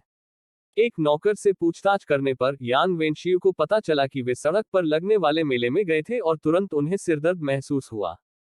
डोंग युवानेक्सुआन ने दूसरी मंजिल के चारों ओर देखा और यह देखते हुए कि जियो येयांग भी गायब था, उसकी आंखें चमक उठी और उसने मुस्कुराते हुए कहा, चलो भी नीचे टहलने चलते हैं। यान वेनकाई तुरंत सहमत हुए, जरूर। फिर उसने सू शियू की ओर देखते हुए कहा, बहन सू, चलो, चौथा भाई तुम्हें विभिन्न प्रकार के शो दिखाने ले जाएगा। यह कहते हुए उसने सू शियू को नीचे खींच लिया। दोनों को जाते देख बाकी सभी लोग दंग रह गए। डोंग युवानेक्सुआन ने यान वेनशियू की ओर देखा और उसका स्तब्ध चेहरा देखकर फिर सू होंगक्सिन की ओर देखा। खैर, उस लड़के की अपनी बहन को भगाया जा रहा था और फिर भी वह वेंताओ के साथ उत्सुकता से बातें कर रहा था और हंस रहा था। डोंग युवानेक्सुआन मदद नहीं कर सका, लेकिन उसे याद दिलाया, होंगक्सिन, वेनकाई ने सिस्टर सू को खींच लिया है। सू होंगक्सिन को बिल्कुल भी बुरा नहीं लगा, मैंने इसे देखा, लेकिन वेनकाई द्वारा शियू की देखभाल करने से मैं निश्चिंत हूं। यह सुनकर हर कोई अवाक रह गया। इस आदमी का दिल कितना बड़ा हो सकता है। वेंटाओ ने सू शियू को दूर ले जाया और यान वेनशियू, यान यिशुंग, यान शियुजुन और ली जिक्सिन की ओर मुड़े और मुस्कुराते हुए पूछा, क्या आप नीचे जाना और घूमना चाहते हैं? यान यिशुंग ने सड़क पर लोगों पर नजर डाली, उसे लगा कि यहाँ बहुत भीड़ है, और उसने निर्णायक रूप से अपना सिर हिलाया, बड़े भाई, मैं नीचे नहीं जाऊंगी। ली जिक्सिन ने यह भी कहा, मैं चलने में बहुत आलसी हूं और मैं भी नहीं जाऊंगा। इसके अलावा परेड शुरू होने वाली है, अगर हम नीचे भी जाएंगे तो हमारे पास टहलने के लिए ज्यादा समय नहीं होगा। तो वह केवल यांग शियुजुन ही बचा। यांग शियुजुन ने डोंग युवानेक्सुआन और अन्य लोगों को देखा, वह वास्तव में यान वेंताओ और सू शियू का अनुसरण करना चाहती थी, लेकिन उसे इतने सारे पुरुषों के साथ अकेले बाहर जाने में शर्मिंदगी महसूस हुई और उसने केवल मुस्कुराने के लिए मजबूर किया, बड़े चचेरे भाई, मैं भी नहीं जाऊंगी। यान वेनशियू ने जोर नहीं दिया, लेकिन फिर भी तीन लड़कियों को रेस्तरां में अकेले छोड़ने के बारे में कुछ चिंतित महसूस हुआ। यान वेंताओ ने यह देखा और कहा, बड़े भाई, आगे बढ़ो और टहलो। मुझे भी ज्यादा चलने का मन नहीं है। यान वेंताओ के पीछे रहने पर यान वेनशियू ने आश्वस्त महसूस किया, ठीक है, जैसे ही हम दाओ हुआ और अन्य लोगों को ढूंढ लेंगे, हम वापस आ जाएंगे। इसमें अधिक समय नहीं लगेगा। जल्द ही यान वेनशियू और अन्य लोग चले गए। यान वेंकई और सू शियू के एक साथ जाने से यान शियूजुन चिंतित हो गए। एक पल के लिए झिझकने के बाद वह आगे बढ़ी और यान वेंताओ, चचेरे भाई वेंताओ, के पास बैठ गई। यान वेंताओ यान शियूजुन के दृष्टिकोण से कुछ हद तक आश्चर्यचकित थे। क्या कोई ऐसी चीज है जिसकी आपको आवश्यकता है, चचेरे भाई शियूजुन? स्वाभाविक और महज जिज्ञासु दिखने की कोशिश करते हुए यान शियूजुन ने पूछा। चचेरा भाई वेंताओ, ऐसा लगता है कि चचेरा भाई वेंकाइसु परिवार की लड़की से काफी परिचित है। यान वेंताओ ने उसकी ओर देखा और बिना ज्यादा कुछ कहे बस सिर हिला दिया। उनकी प्रतिक्रिया देखकर यान शियूजुन ने कहा, मुझे पता है कि यान परिवार और सु परिवार करीब है, लेकिन चचेरे भाई वेंकाई का सु मिस को अकेले ले जाना, क्या यह कुछ हद तक अनुचित नहीं है? उन्होंने अकेला शब्द पर काफी जोर दिया। यह सुनकर यान वेंताओ भौहें चढ़ाए बिना नहीं रह सका। यान यीशुंग, जो बातचीत पर ध्यान दे रहा था, ने उपहास करते हुए कहा, सिस्टर शियूजुन, क्या आप कुछ ज्यादा ही नासमझ नहीं है? बड़े भाई और भाई सु दोनों वहां हैं और उन्होंने कुछ भी नहीं कहा। आपको बोलने का अधिकार क्या है? यान शियूजुन ने तुरंत समझाया, मैं हस्तक्षेप करने की कोशिश नहीं कर रहा हूं, मुझे लगता है कि चचेरे भाई वेंकाई का व्यवहार कुछ हद तक अनुचित है। वह सुमिस को इतने सारे लोगों के सामने ले गया, यह उसकी प्रतिष्ठा के लिए भी अच्छा नहीं है। यान वेंताओ की भौहें आपस में जुड़ गईं। चचेरा भाई शियूजुन चीजों को बड़ा चढ़ाकर बता रहा है। वेंकाई, होंगबिक्सन और मैं एक साथ बड़े हुए हैं और एक दूसरे की बहनों से बहुत परिचित हैं। वेंकाई के मिस सू, मिस डोंग और मिस झो के साथ अच्छे संबंध हैं। वे एक दूसरे को भाई बहन कहते हैं। बाहर जाते समय उनका विशेष ख्याल रखना स्वाभाविक है। वेंकाई का मिस सू को लालटेन दिखाने के लिए ले जाना कोई गंभीर बात नहीं है और निश्चित रूप से प्रतिष्ठा का मामला नहीं है। यान शियूजुन आंतरिक रूप से असहमत थे। एक दूसरे को अच्छी तरह से जानने का मतलब यह नहीं है कि उन्हें दिखावे के बारे में लापरवाह होना चाहिए। हालांकि यह महसूस करते हुए कि उसकी संयमित और गंभीर चचेरी बहन परेशान हो रही थी, उसने तुरंत माफी मांगी। शियूजुन का बिना बारी के बोलना गलत था। मैंने बस सोचा। यान यीशुंग बगल से देख रहा था और इससे परेशान महसूस कर रहा था। उसने उसकी बात काट दी। सिस्टर शियूजुन, आप जो सोचती हैं उसे कहना बंद करें। आप हमारे परिवार, सु परिवार या डोंग परिवार के बीच संबंधों को नहीं समझती हैं। आपको इतनी लापरवाही से राय व्यक्त नहीं करनी चाहिए। यान यीशुन के कठोर शब्द सुनकर यान शियूजुन का चेहरा लाल हो गया। यान वेंताओ किसी और अजीब स्थिति से बचना चाहते थे, इसलिए उन्होंने हस्तक्षेप किया। ठीक है, शियूजुन ने स्थिति को नहीं समझा। हालांकि हमें लापरवाही से ऐसे शब्दों को नहीं दोहराना चाहिए। अगर कोई ऐसा व्यक्ति जो उन्हें नहीं समझता है उन्हें सुनता है, तो यह वास्तव में वेंकाई और मित्सु की प्रतिष्ठा को नुकसान पहुंचा सकता है। यान यीशुंग ने यान शियूजुन पर एक नजर डाली और कुछ नहीं कहा और अपनी नजर सड़क की ओर कर ली। कभी कभी अगर वो कुछ दिलचस्प देखती तो ली जिक्सिन से बात करती। यान शियूजुन और यान वेंताओ करीब नहीं थे और उनके पास एक दूसरे से कहने के लिए बहुत कम था। कुछ देर साथ बैठने के बाद यान शियूजुन यान यीशुंग और ली जिक्सिन के साथ बैठने के लिए लौट आए। यान यीशुंग ने देखा कि यान शियूजुन का दिमाग कहीं और था और वह अपना उपहास नहीं छिपा सका। आज उसे एहसास हुआ कि बहन शियूजुन की नजर चौथे भाई पर थी। वह इसके बारे में सोचने में भी साहसी थी। बिना पूछे ही वह अच्छी तरह जानती थी कि उसके माता पिता कभी सहमत नहीं होंगे। हालांकि यांग परिवार एक राजधानी आधिकारिक परिवार था, लेकिन उनके पास केवल एक चौथी रैंक का अधिकारी था, जो उसके पिता के समान रैंक था और राजनीतिक रूप से यान परिवार को कोई लाभ नहीं देता था। इसके अलावा यान परिवार के पिछले कार्यों को देखते हुए यान परिवार में किसी की भी उनके बारे में अच्छी धारणा नहीं थी। आजकल उन्होंने अपनी चाची की खातिर यान परिवार के साथ केवल सती संबंध बनाए रखा। वे अगली पीढ़ी को अपने साथ विवाह क्यों करने देंगे? इसके अलावा जो बात उसे सबसे अधिक तिरस्कारपूर्ण लगी वह यह थी कि बहन शियूजुन ने खुद को चौथे भाई और बहन सू के बीच रखने पर जोर दिया था। बहन सू के लिए चौथे भाई की भावनाएं किसी भी व्यक्ति के लिए इतनी स्पष्ट हैं, इसे जानना और फिर भी इसमें शामिल होने पर जोर देना काफी बेशर्म था। यान यीशुन की नजरें सड़क पर राहगीरों पर टिक गईं, उसकी अभिव्यक्ति कुछ दूर हो गई। यान शियूजुन को देखकर वह अपने अतीत के बारे में सोचने से खुद को नहीं रोक सकी। जो उसका नहीं था उसे लेने की कोशिश करना, उसकी जगह को न समझना, यह सोचना कि वह अपने क्षुद्र विचारों को छिपा सकती है, इस बात से अनजान कि उसकी उछलकूद और उपद्रव उसे दूसरों की नजरों में एक जोकर से अलग नहीं करता। जब यान यीशुंग इन विचारों में डूबा हुआ था, यान वेंताओ, जिसने सड़क पर किसी को सुंदर लालटेन बेचते हुए देखा, वह कुछ खरीदने के लिए नीचे गया और उन्हें वापस ले आया। तीसरी बहन, तुम यहाँ जाओ। अपने सामने खरगोश लालटेन का सामना करते हुए यान यीशुन थोड़ा स्तब्ध रह गई। ऐसा लग रहा था कि उसे पहले कभी अपने तीसरे भाई से कोई उपहार नहीं मिला था, और निश्चित रूप से उसने उसे भी कभी नहीं दिया था। यह देखकर कि वह इसे नहीं ले रही थी, यान वेंताओ ने असमंजस में पूछा, तुम्हें खरगोश पसंद है ना? यान यीशुंग वास्तविकता में वापस आ गया और मुस्कुराते हुए खरगोश लालटेन स्वीकार कर लिया। हाँ, मुझे खरगोश पसंद है। यान वेंताओ ने हंसते हुए कहा, यह अच्छा है, जब मुझे मौका मिलेगा मैं तुम्हारे लिए सफेद खरगोशों का एक असली जोड़ा लाऊंगा। यान यीशुन को सुखद आश्चर्य हुआ। धन्यवाद तीसरे भाई। यान वेंताओ ने मुस्कुराते हुए ली जिक्सिन और यांग शियुजुन को 2 साधारण लालटेन सौंपी, फिर वह खिड़की के पास अपने स्थान पर लौट आया। यान यीशुंग ने खरगोश लालटेन ले रखी थी, उसके होंठ अनायास ही मुस्कुराहट में बदल गए। तीसरे भाई ने उसके लिए लालटेन खरीदी होगी क्योंकि वह चौथे भाई के बचाव के लिए बोली थी, है ना? भले ही यह स्थिति से प्रेरित था, उसके भाई द्वारा देखभाल की भावना वास्तव में काफी अच्छी थी। अन्य जगहों पर भीड़भाड़ वाली सड़क धीरे धीरे साफ हो रही थी क्योंकि दाहुआ जियो येयांग के साथ डोंग युवानयाओ की ओर बढ़ रही थी। जियो येयांग ने सन चांस को अभी भी गिरे हुए लालटेन पोस्ट के नीचे दबा हुआ देखकर डेफू को इशारा किया, जिसने उसे उठाने में मदद की। क्या आप ठीक हो? डोंग युवानयाओ ने उत्सुकता से सन चांगजे की ओर देखा। पसीने से लथपथ माथे पर सन चांगजे ने मुस्कुराते हुए अपना सिर हिलाया, मैं ठीक हूँ। दाओहुआ ने कहा, फिर भी हमें एक चिकित्सक से जांच करानी चाहिए। डोंग युवानयाओ ने बार बार सिर हिलाया। जैसे ही सन चांगजे गिरावट के करीब थे, जियो यांग ने कहा, ठीक है, यह तय हो गया है।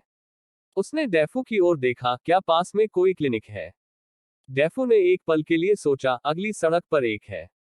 जियो यांग ने उत्तर दिया, फिर अच्छा है, हम वहां जाएंगे। दाओहुआ और अन्य लोगों को क्लिनिक में पहुंचने में ज्यादा समय नहीं लगा था। सड़कों पर धक्का मुक्की के कारण कई लोग घायल हो गए और क्लिनिकों में काफी हलचल रही। थोड़ी देर इंतजार करने के बाद इलाज की बारी सन चांगजे की थी। जब सुन चांगजे अंदर उपचार प्राप्त कर रहे थे, दाहुआ, डोंग युवानयाओ और जियो येयांग मुख्य हॉल में इंतजार कर रहे थे। इस बीच कुछ अधिकारियों के बेटे भी क्लिनिक में आए, जो घायल हो गए थे। इंतजार करते करते वे हॉल में बातें करने लगे। क्या आपने सुना? प्रिंस पिंग ने नए साल से पहले अपनी उपपत्नी को आधिकारिक दर्जा दे दिया।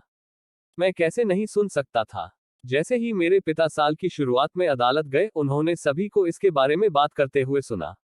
आप सभी समय से पीछे हैं, यह खबर पहले ही पूरे बीजिंग में फैल चुकी है। अफसोस, लिटिल प्रिंस अब एक कठिन समय में है। मैंने सुना है कि नव पदोन्नत उपपत्नी का एक बेटा है जो लिटिल प्रिंस से बड़ा है।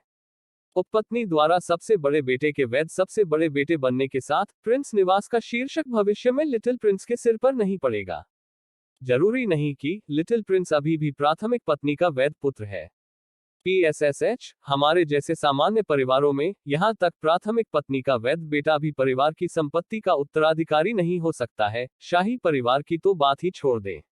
इसके बारे में सोचें, लिटिल प्रिंस कई वर्षों से झोंकझू में है। इससे आपको क्या पता चलता है? यह आपको बताता है कि वह प्रिंस पिंग का पक्षधर नहीं है। एक प्रतिकूल वैध पुत्र, जो अपने पिता के साथ बड़ा नहीं हुआ है, उत्तराधिकारी पर विचार करते समय शायद ही राजकुमार की प्राथमिकता होगी।